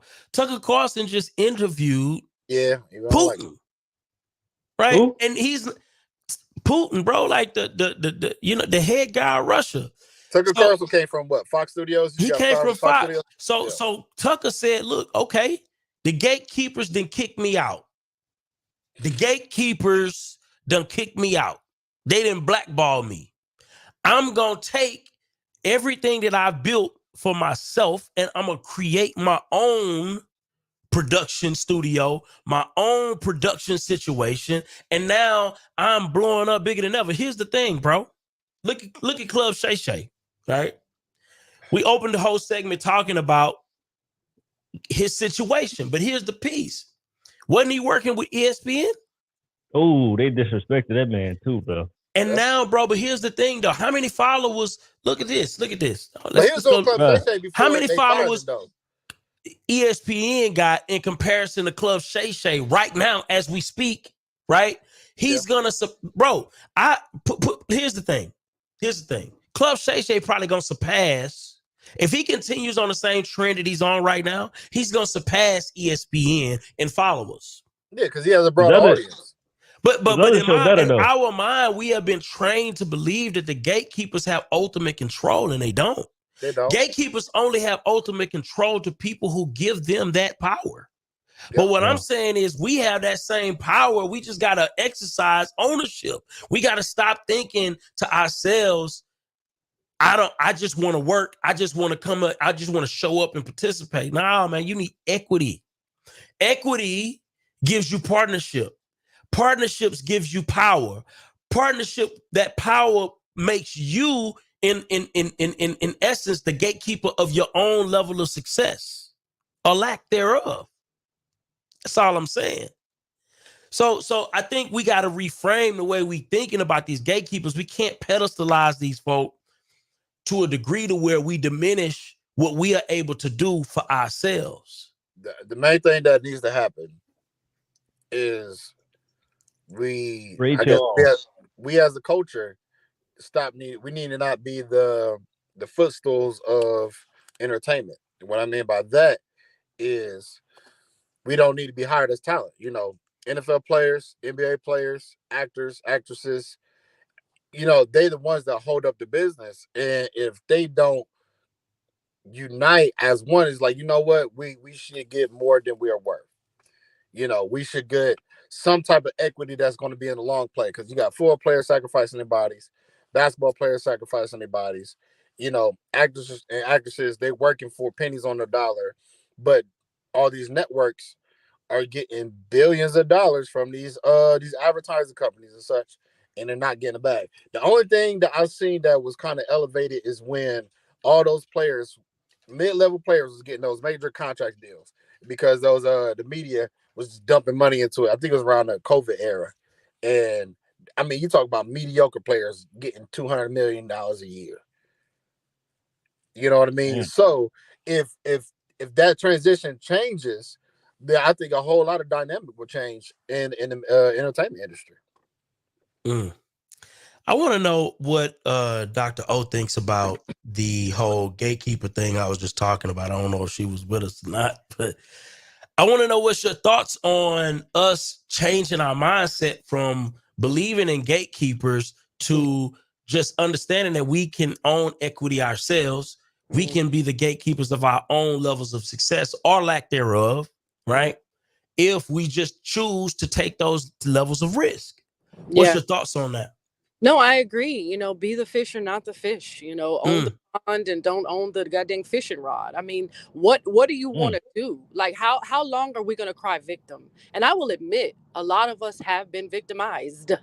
But am I a true victim? And am I a repetitive victim? Am I always going to be looking at El Nino and Goliath and the devil and Satan and so and Oprah and Tyler Perry? Like that's played, right? So at some point, I do agree, Byron. At what point in your career, whether it be entertainment or regular old job, at what point in your career are you going to say, I'm not going to wear a Louis Vuitton sock? I'm not going to be branded by a motherfucking slave master. I don't give a damn if it's Louis Vuitton or Mr. Johnson. I don't want to wear your brand. Why wasn't JD supporting his own goddamn sock brand? Why did he support Louis Vuitton? It is high-level slave branding. And until you understand how to master your own life, you will be in that mode of slavery. I'm not calling anyone a slave, but you will be at least up for auction. At minimum, you'll be up for auction because somebody sees value in you. This is Black History Month, and I'm not posting about inventors and this, that, and the third. We know that we control a lot of stuff here as Black people. I'm posting the fact that our melanin right now on any website that you try to purchase melanin, our melanin is $360 to $1,200 per gram, and gold is $69 per gram. Gold is $69 per gram, $100 or less per gram. And melanin is $360 to $1,200 per 1 gram. And we're still trying to find value in what? I'm not going to be searching for value for another 40 years. I am 40 from 80. I'm not going to do it. My value is set therein. And now I've got to operate out of my own value, not Oprah. Not Tyler Perry. I can't see a celebrity and say, oh, they're going to put me on. Let me get with so-and-so. They're going to put me on. Put yourself on, as Byron is saying. I like the brother. I don't know his name. I apologize. It may be Byron as well. What's the man who's going around just buying up the media? He's not thinking about anybody else. Yeah, Byron Allen. Yeah. Byron Allen. Byron Allen, your life, right? You putting them offers out there, boy. Come on now. How long am I going to be the talent? I agree. Get your foot in the door. I agree. You might need a, chitlin circuit it. And I do agree. I don't appreciate some of the stuff that I personally know about Tyler Perry. But on the business side, regardless of what I know, look at this man putting on I'm sorry. I don't mean no disrespect. But look at this man dressing in drag, right? Willing to dress in drag. Now, he may favor that. That's okay. Willing to dress in drag, drain the Black church of her wealth. Literally just took it all. Just drain. Always did a Christian play for the Christian women because he knew where to go get that support. He knew who to dress up like and be like and emulate. He knew who to get it from, okay? He knew what to do, and he went and did it. Now, regardless of how I feel about that, and I'm not going to have to go demoralize myself in any kind of way to do that same thing. I'm not going to drain my sisters for money. I don't need to. But the point of the matter is, when you want it, you'll go get it. There is no, oh, I hope, I pray, I dream. Pray with your feet, right? Pray with your feet. There's no prayer to the sky. The Lord is not in the sky. The Lord is in me. And I don't need somebody else to tell me how to do something. Now, if you need help, no problem. Byron and O'Neill probably help each other all the time. People probably call on each other all the time. Maybe you don't have anybody to call on, and I think that's where we kind of get stomped and trumped. However, you are, number one, you have to program yourself as a master. Byron is talking about mastery. He's talking about self-mastery. He's talking about community mastery. He's talking about cultural masterization. And if you're not going to be a master, be ready to be on the auction block. I don't care what your status is. I don't care if they pay you $200 million to bang your head until you're unconscious on the football field. You are a slave to them. They don't care about your well-being. That's why they serve you white women and cocaine. Every NFL event I go to, there's nothing but white women in panties and bras. Every last one of them. There are white women in panties and bras. They have on no clothes. We're at a business function, and these heifers are walking around here naked. Period. This comes with the contract. Now, I'm not talking about what I heard. I'm talking about what I witnessed. I worked with Grand Hustle, and I sat there and I watched T.I. with my eyes. I watched Gucci Mane with my eyes run that building like they owned it, because guess what? They had equity in Grand Hustle. I refuse to be the talent. What did Chance the Rapper do? I'm not even coming in here playing with y'all. I didn't want to start the contract. I'm going to come in here by my own self. So Darby is absolutely correct. Why don't we just enter in as the boss? Why we got to enter in on the side door anymore? What back door do we have anymore? There are no back doors anymore. I don't even believe in them at all, right? But I believe what Byron is talking about is getting rid of that backdoor mentality. I got to sucker up and butter up to Oprah Winfrey and all of that. It was a privilege to meet her. It was actually a vision I had 10 years prior, and the dream came true as I saw it. However, I didn't suck up to her. I didn't pass her my scripts. I own 50 scripts. I didn't pass her a script. I don't want her having access to my goddamn script. I don't know what she's going to go do. I don't need to be a Monique to find out either. I don't want to find out. I don't want to know. I know my script has value by its goddamn self on the paper, and nobody ever read my script. I'm not giving an Oprah Winfrey my goddamn script. I'm not going to do that. I already know she has power. But what I can do is I can build a relationship, and I can be around those circles, and I can get access, and I can start to learn how to figure it out for myself. I don't have to toot it up for nobody. I don't have to give anybody any KY. You don't have to sell your soul to be put on. Hey, wow. All you have to do is witness, observe, sit in the room, ask some questions, get to know people. You don't have to tell everybody everything all the time. I'm not going to tell a billionaire my goddamn $1 trillion idea. You know what they're going to do? As a billionaire, you don't even think about nothing but billions. You can't even think under billions. You don't know nothing else. Your mindset is totally different. Your brain patterns, literally, if you take the brain of someone who is a scientist or someone in leadership or somebody who has a lot of money or whatever, their brain waves are totally different from somebody who's not in that position. They don't even know how to think like that. I'm not going to take my 6'4", beautiful body standing around a bunch of brothers and I'm dressed to the nines and I'm looking like Beyonce. I'm not about to go over there and go in the barbershop that day. When I drop my son off, I sit outside. I don't even go in there. I don't want to embarrass him. I don't want him feeling some kind of way, and I don't need the Negroes looking at me. I don't even go in there. I know what I look like. I'm aware. I'm not going to do it, right? You've got to be self-aware. You know you have something. You don't need to toot it up. And that's what Byron is talking about. He's not saying that, but I'm saying it. You don't need to toot it up for nobody. If you believe in yourself, you don't need to sell your soul to be put on. Let me do it. Let me jiggle. Let me jiggle for just a little while. And then when I get put on, then I'll such and such. You don't even have to do all that. You can come out the gate opposite of JD supporting Louis Vuitton instead of anything. Jermaine Dupri or what does he have? So Def. Why didn't that stock say So Def on it? Why? Facts.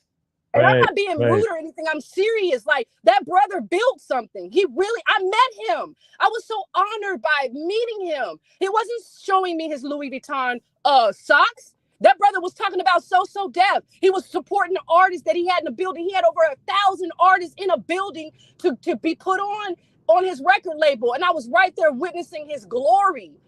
He wasn't wearing Louis Vuitton socks that day when I met him. I was so proud of this brother. Why is he doing that? You know why? For y'all, I don't mean any disrespect, but for people. That's a public display of who owns him. He was branding his masters. Why don't you master your life? That's what Byron's talking about. I know I went on a tangent. I'm a hush, but this is my subject here. This is my whole you did purpose. Good, though. Listen, that whole melanin versus gold, honey. You could have put a pin right there. We need to run that back. Listen, I want to highlight something, man. Since we're talking about ownership, this is critically important. You know, when we talk about, That own these houses. Yeah, man. When we talk about ownership, right? We talk about it in the sense of equity, right? We talk about it in the sense of having your stake, financial stake in something, right? Don't be so quick to sell off your genius, right? You want to own part of your genius. Don't just sell your genius to anybody.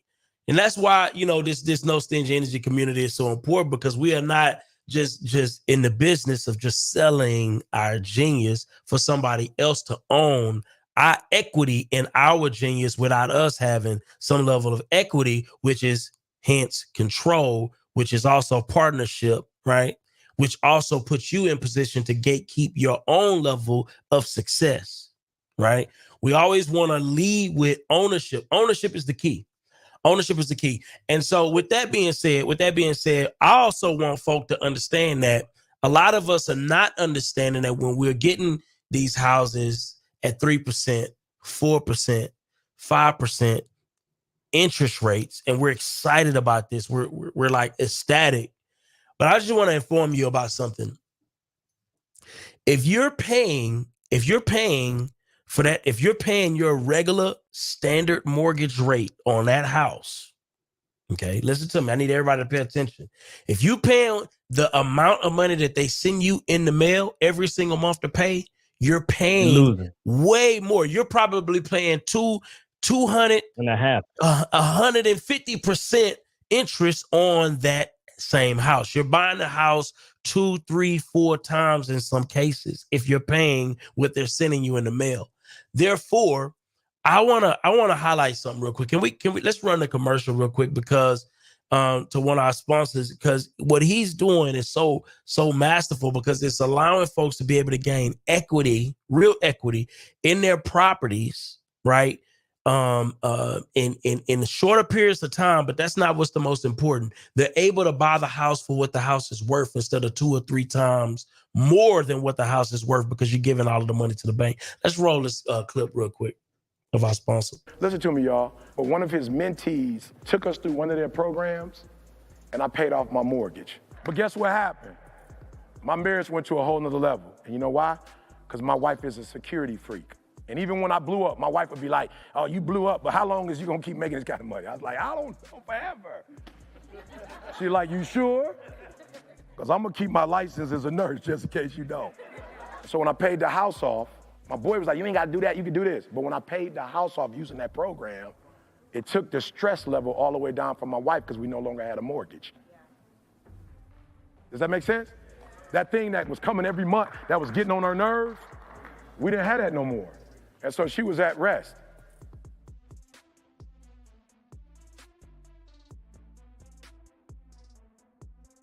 So you gotta check out ice10k.com, man. Gotta go to ice10k.com and check out.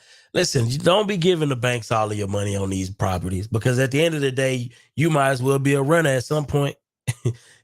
you might as well be a runner at some point. We gotta stop overpaying for houses, though. Overpay for the house, man. Listen, it's funny, man, because it's one of those situations to where it's like, you definitely want to go to ice10k.com, so you can learn how to get the property at what the property was sold to you for, opposed to paying for the house 3, 4 times over, right? You don't want to do that. We're basically talking about like the same situation with the Monique situation. Exact same situation. We signed a contract, but we don't know what's really going on. What's really going on? You know, and you think you done did something paying that house off in 30 years, and what you done did was gave them folk 2 or 3 times what that house is worth. You done paid 150, 200% on that house, thinking you had a 3% interest rate the whole time. I'm like, listen, these are facts. The numbers are telling you basically paying $300,000 for a $100,000 house, and you smiling about it. You cheesy. You cheesy. You know what I'm saying? Looking like in the bank. The bank ready to sell you another house. Yeah, ready. Well, yeah, we like them. Oh my God, this is crazy. This is. Well, yeah, you want to pay a lot? We got you. We got you. Amen. You gonna pay? They fooled us though with the 2%, 3% 2 years ago, bro. Your way. I ain't gonna lie, we got scammed, bro. But that's not knowing the right information though. So things will happen like this every day. It's just we don't have the right information. But now you got the right information. It's up to you to take action on the information. So don't say you never heard about it before. Yeah, go to ice10k.com. Check out our sponsor. But Dr. Ashley, what else we got going on? Yeah, what more tea you got? Yeah, well, actually, I know LinkedIn, because I want to give some folks some valuable stuff that they could take away too. You know what I loved about this LinkedIn update? Ooh. Is that it's what I do. Oh. Let's talk about it. It's what I do, people. According to LinkedIn, the 2024 most in-demand skills are number 10, research. Number 9, problem solving. Number 8, sales. Number 7, teamwork. Number 6, analytics. Number 5, management. Number 4, project management.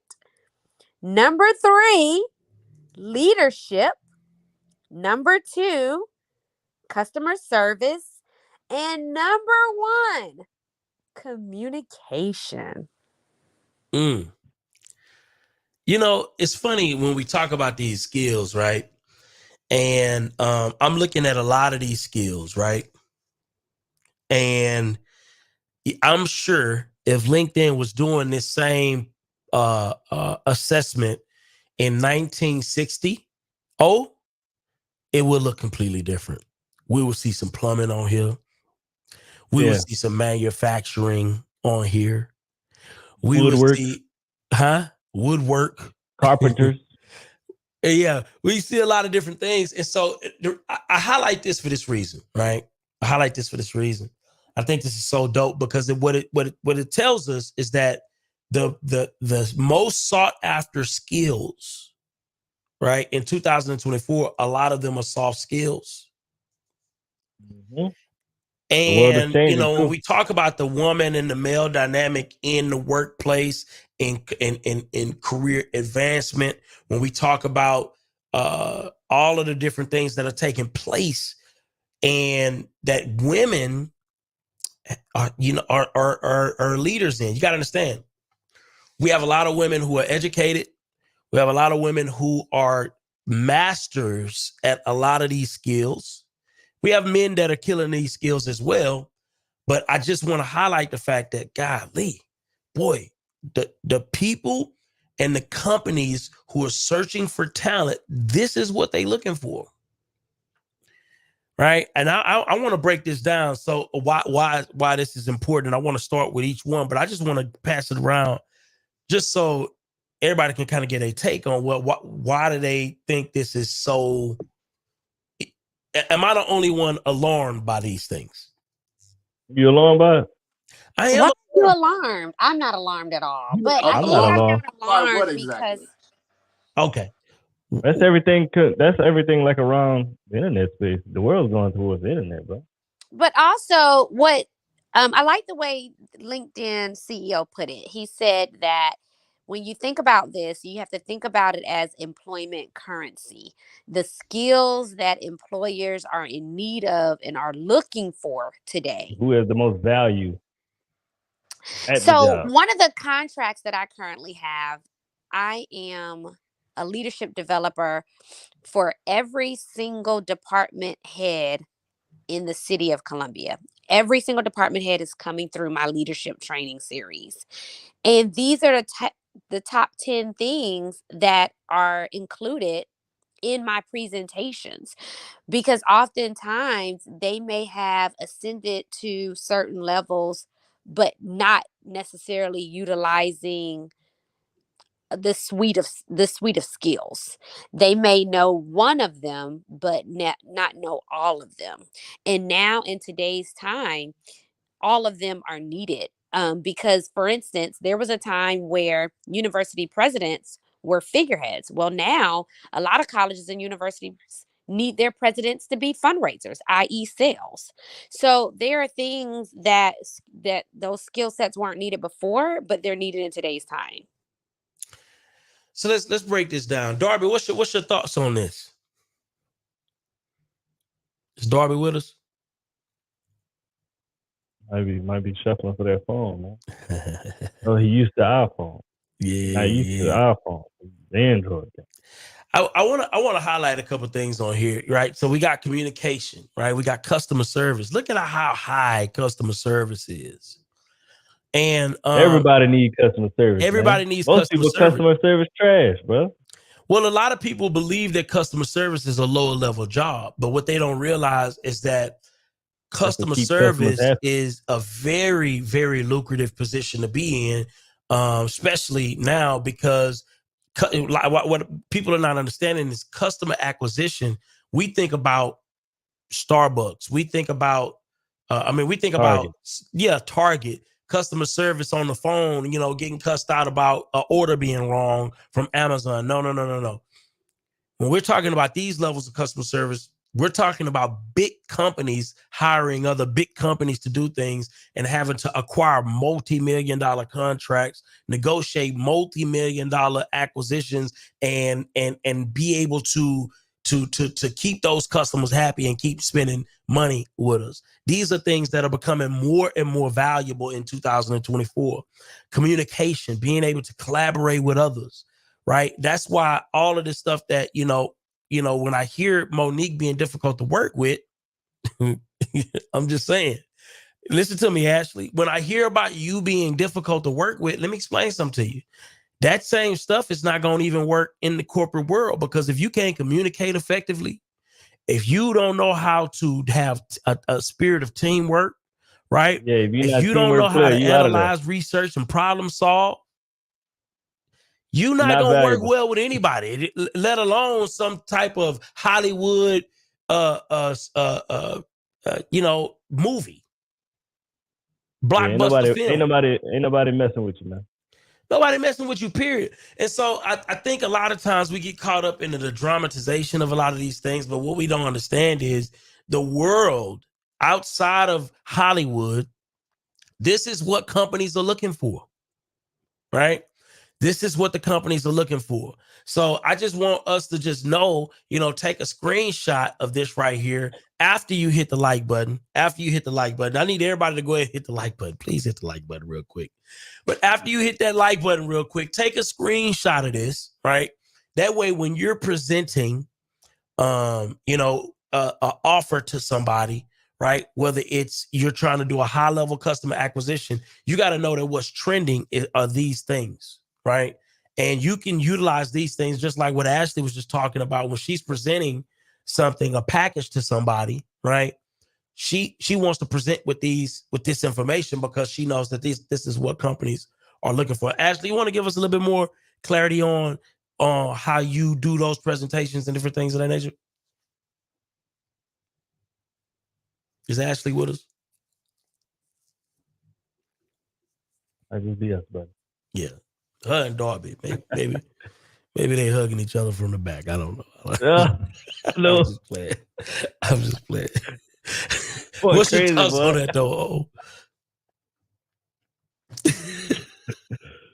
I'm disturbed by what you just said, bro. Just messing around, man. What's your thoughts on these skills, man? I'll say people need to take these skills, take a screenshot, and you need to start learning more about these skills, because if you lack in one of these, you need to learn how you can craft and learn these skills, man. Because you trying to work anywhere, you trying to have your own business, you need to have these skills, because you are more valuable when you have more tools in your tool belt. If you only got 2 out of 10 of these skills, you can't complain when they only go pay you $15 an hour. But your cousin applied for the same job, y'all both get hired, they're paying that cousin $22 an hour, and you only getting paid $15. The reason why, because you lack skills, you lack tools. And a lot of people don't understand how the pay rate goes up and down. When they're interviewing you, they're asking you certain questions to see if you fit on the scale.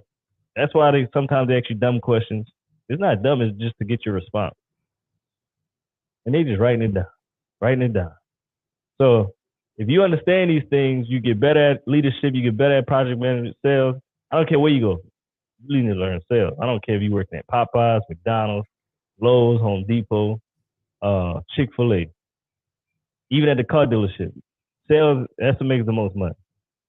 If you don't know how to work with other people, like a Monique, you ain't gonna stay around too long, right? If you don't know how to talk to people in a positive way without being disrespectful, you know, you're not gonna stay around long because nobody want that around. If you're not a self-starter, you don't know how to just start doing something without being told all the time, you're not gonna be around long. Or you may be around long, but you're not gonna get no pay raise, you're not gonna get no pay increase as you expect, you're gonna stay where you at. So you gotta be a self-starter. That's pretty much what a problem solver is. Solving problems without people saying, hey, I need you to solve this problem. If you go to work and you see an issue, man, just go ahead and try to figure it out. And that's how you become more valuable in the marketplace. That's how you make more money. That's how people start to appreciate you more because you're doing things that nobody got to tell you. Oh man, you valuable. You gotta become a gem. You gotta become irreplaceable. That's how you should be thinking every time you get a job or you do something. People need me to be here instead of just showing up to collect a check and bounce. There's the people that's always fired. That's the people that got 20 jobs on their resume before they 22. And they stay complaining. They complaining. They blame everybody else. It's you. That's what I have to say about that. My God. Don't be the blame everybody else guy. Don't be that the was Monique. Wonderfully said, by the way. That was wonderfully said. That was good. That was good stuff. Yeah, man. Good stuff. Yeah, that's what kept me around, bro. I was a problem solver. Sales, work good with everybody. I'm trying to learn the next person's job at all times. Because as soon as he quit, or as soon as he do something dumb, they looking at me. Oh, he got it. He gonna figure it out. Absolutely. Appreciate you. Yeah. Wherever you're working, you should be learning the next person's job. Because you never know. Something gonna happen. Something tragic may happen in that person's life, or they may mess up. You're the next person. And then you're gonna want to figure out, well, why this person just started a year ago? I've been here 5 years and they didn't give me that position because you're not qualified for the position. That's all it is. Facts. Totally different vibe said. That's what Monique did. Collect that check and bounce. Yeah, come on, bro. That's exactly what she did. And that's why she complaining 20 years later about the Parkers. Come on. Wow. Bro. Well, they said on the thing, they said the top skill of the moment is adaptability. Oh, they put that in here. And they said that what a lot of companies and organization business partners are looking for, and this is just for everybody in the room, they're looking for people who can adapt, right? Because a lot of things are changing. You got to understand, a year ago, we weren't talking about AI. We weren't talking about AI. AI was not a topic of conversation. Nope. Right? This year, everything is AI. That means we need to be thinking that at any given moment, where are companies are going to need, where are partnerships going to need those skills to be manifested in AI? So we need to be learning those things now, right? We need to be ahead of those things now. And so, taking inventory of adaptability and all of these skills, these top skills are going to be key, because at any given moment, you may have to pivot, and you don't want to be the person angry about the pivot when everybody else is needing to pivot. You need to be the person excited about it and taking the charge whenever that pivot opportunity presents itself. So just want to put that out there. They get rid of those people real quick who don't like change. There you go. Let's talk about it. There you go. If you don't like change, you gotta go. You become a liability. Tell you what change is. You out of there. That's what it is. And I seen it firsthand. And it was a sad sight to see. It was an older lady. She was like, I don't want to do that new stuff. I ain't hip to the new technology or whatever.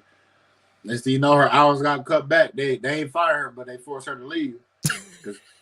I was like, dang, dog. Don't even worry about it. We'll figure it out for you. Yeah, don't even worry about it. Yeah, that's why these self-checkouts is coming about. Y'all better learn how to adapt. If y'all learn how to adapt, y'all gonna get replaced. They're getting replaced already, especially McDonald's. McDonald's trying to figure it out on their own, bro. Probably got one person there. That's it. They got robots making the burgers. You got robots making burgers. Oh, you said you getting tired of pot being pot by the grease? We got something for that. Yeah, bro. Nice. So you got to figure out your lane. How you become irreplaceable. That's what you need to be on every day when you wake up. How could I be irreplaceable? Talk about it, man. Why you say that? Because I mean, if COVID, and I say this all the time, if COVID didn't teach you anything, these businesses have no loyalty to you. You got loyalty to the businesses and the companies, but they don't have no loyalty to you. At any given time, they go like, "Hey, you gotta go. We're laying you off, give you a severance package or whatever." But just in the economy by itself, you know, you can't survive off one income. I don't care if you're making 6 figures or not. You need to have more than one income. Those companies ain't gonna last forever. And your position is gonna be obsolete sooner or later. Facts. You'll be out of there. And let's normalize not paying for these houses 3 times, 4 times over. Can we normalize that? That do need to be normal, especially in the no stingy energy community. Hey, cause we know got to be different, man. We got to separate ourselves from everybody else. How hey, nice would that be? Go ahead. What's your thoughts on this bill that's floating around where these hedge funds aren't going to be allowed to buy a single family home? Aren't going to be allowed? Correct. See, again, okay, let me explain how I feel about this, Darby. They think that is going to solve a problem, right? And it's going to make a bigger problem. I get it. You know what I'm saying? But the thing about it is, first of all, I don't think that these hedge funds owning these properties is a massive problem. They're a very small percentile of ownership. The last time that I checked. And at the end of the day, bro, it's a market for everything. I like free markets. I'm a fan of free markets, right? Everybody know that I lean a little bit more conservative. I believe in free market. I believe the market will dictate who it wants to be successful or unsuccessful, period. So I'm staunchly against them doing any level of market manipulation, because I think the only thing happens, Darby, is the money just moves somewhere else. But I think productivity, ownership, value is gonna always find a way to get paid, right? It just does. So I say all of that to say this. Them thinking that they're stopping that from happening is not going to change anything. They're just going to build more apartments, right? They're just going to build more apartments. And, you know, and people are still going to rent. We're just not going to be able to be in a neighborhood to be able to rent. It's just that simple. So I think it's going to hurt because they're going to be buying less single families. Because they buy single families at a higher price. Mm-hmm. And that means they're going to have less houses to rent. Mm-hmm. Because now the mom and pop investors are going to have to buy these houses. We're not buying houses as high as hedge funds. Facts. Because we don't have that much money they have. They have to disperse a certain amount of money per month, per quarter, per year. So they can overpay for houses. We can't do that. Facts. So now you got more foreclosures. You got more distressed property. You know, that's what I think. What's your thoughts about that, B? I think so. I just don't believe in, I'm not a big fan of governmental market manipulation. Just not a big fan of it. Never have. Yeah, I don't think it's gonna happen, bro. They got too much money. Lobbyists, control. Yeah, I don't think it's gonna happen, bro. Yeah, it was just interesting to me because I don't see them putting a bill out there for them to block them from buying houses. What is that gonna do for the market? It wouldn't have made a difference. It just probably would have slowed things down, just like what O'Neal said. It probably would have been more distressed properties. However, I don't think it would have did anything because hedge funds, I mean, honestly, they're part of the reason why the interest rates were a little bit lower, because people were buying houses at an all-time high, and it was like they created more value out of it by buying them over market. So it kind of helped and it kind of didn't, but I don't really see it being a true asset, because if they was really trying to help out citizens trying to buy houses and have home ownership, then I honestly would think that they would regulate how credit is looked at, because I really don't know how. And it's a study for me, and sorry if I sound like I'm all over the place. Where did credit come from? How is it regulated, and who is regulating it? Because if you call Experian or TransUnion, you get in overseas workers and stuff like that. So it's really like, who are we talking to, and how has this come about? If you want more home ownership, it's real simple. You just have to. It's an affordability issue, right? Sure. At the end of the day, here's the thing: we're not promoting trades, which means we're overpaying trades to build houses. That's number one, right? So, a lot. Yeah, so we overpaying the trades to build houses. So the houses more expensive. Make houses more expensive. Then when you couple that with the fact that jobs are not keeping up with the amount of money that houses are costing to purchase, then you got interest rates out the wazoo, bro. Like the real problem with housing affordability is the same people who are trying to pass laws to stop people from buying houses. It's crazy. It's their fault. Like, leave shit alone and housing gonna be all right. You know what I'm saying? And promote more trades into the market so we can get a more competitive price to build houses. It's real simple. Yep. Come on, more programs to train these trades. Yeah, we need more carpenters. Do something for free. More plumbers. You know what I'm saying? Offer free stuff for the colleges. Look, you get one free semester to teach plumbing, HVAC, whatever.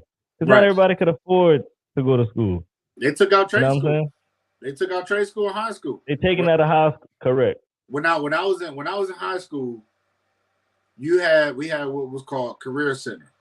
You will go to school for the first half of your day. You'll do your electives, your math, reading, science, or whatever.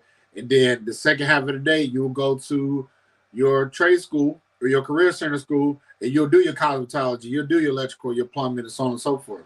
Like where I'm at right now in Charlotte, they got somewhat of it, but they don't. And we got like so many vacant schools here. So I think that's going to be my legacy play in the future, is open up a trade school, because trades ain't going nowhere. They can't put trades in AI like that. You know what I mean? Yeah. I would say us as men, we gotta tell the young boys about the trades too, because they don't really know about them. Yeah, make 6 figures out of the gate. Bags in that space. Make 6 figures right out of high school. Yeah. So we, us as men, we got to tell the youth about electrical, plumbing, HVAC, because they just think about going play the game, being a YouTuber, and being a Twitcher, whatever you call them, a TikToker. You know what I'm saying? It ain't sexy. Oh, that's the thing. Though. Right. It ain't sexy. So but we got to tell them, like, you can do both. Go get you a trade and make content about the trade that you're in. That's you a fact. Get best of both worlds. That's a fact. Yep. Because then you'll be unique. Then you make way more money. Because everybody a comedian. We need plumbers, man. We don't need no more comedians. Yeah. We don't need no more rappers. we need some people to make some carpenters, man. The fuck? Yeah. We tired of y'all rappers, man. Tired of y'all comedians. They don't got nothing to rap about. We need some workers. Facts.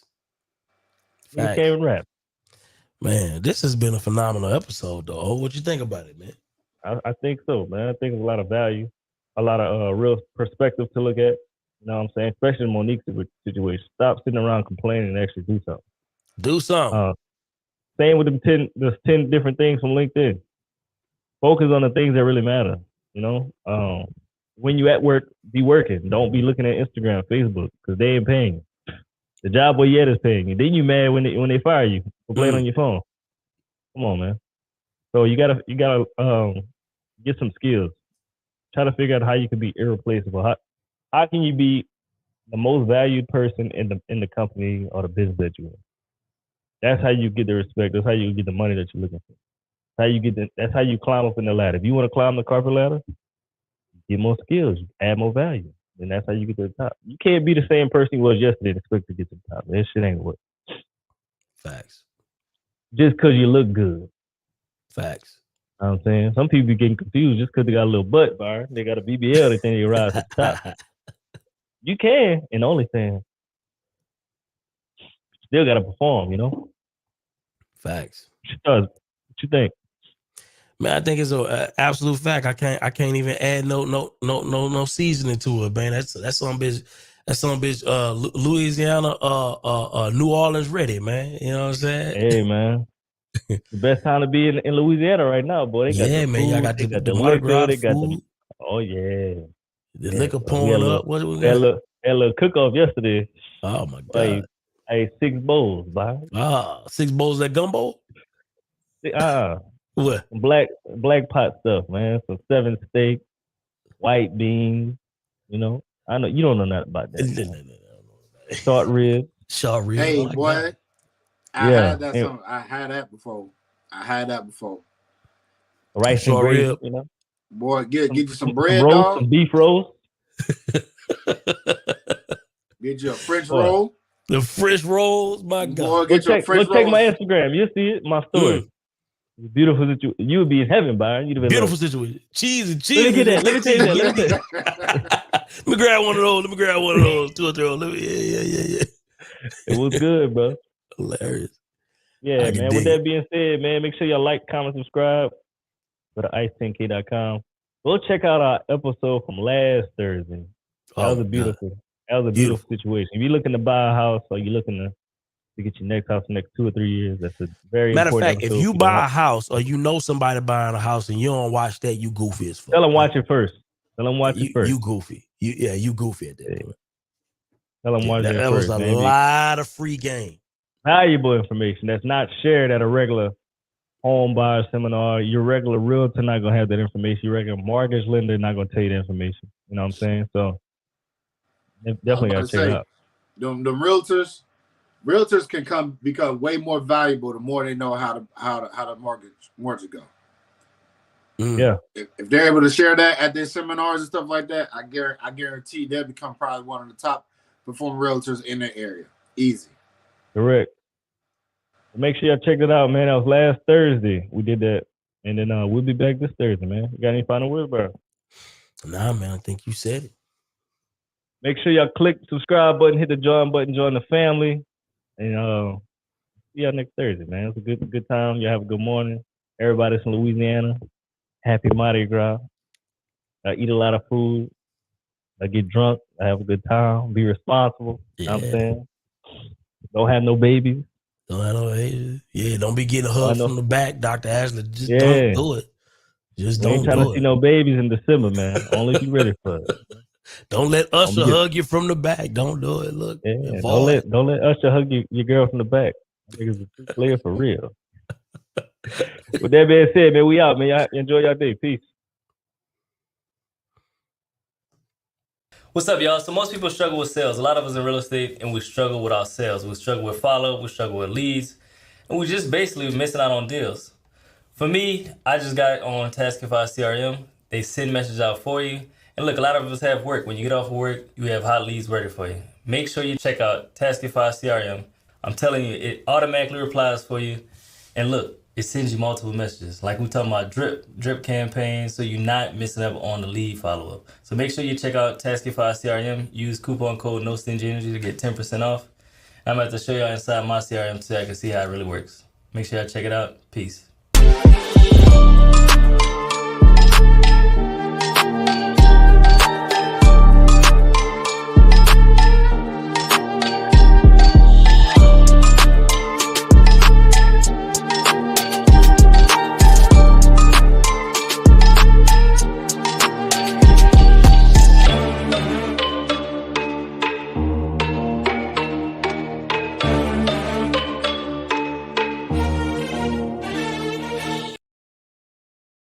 Yeah.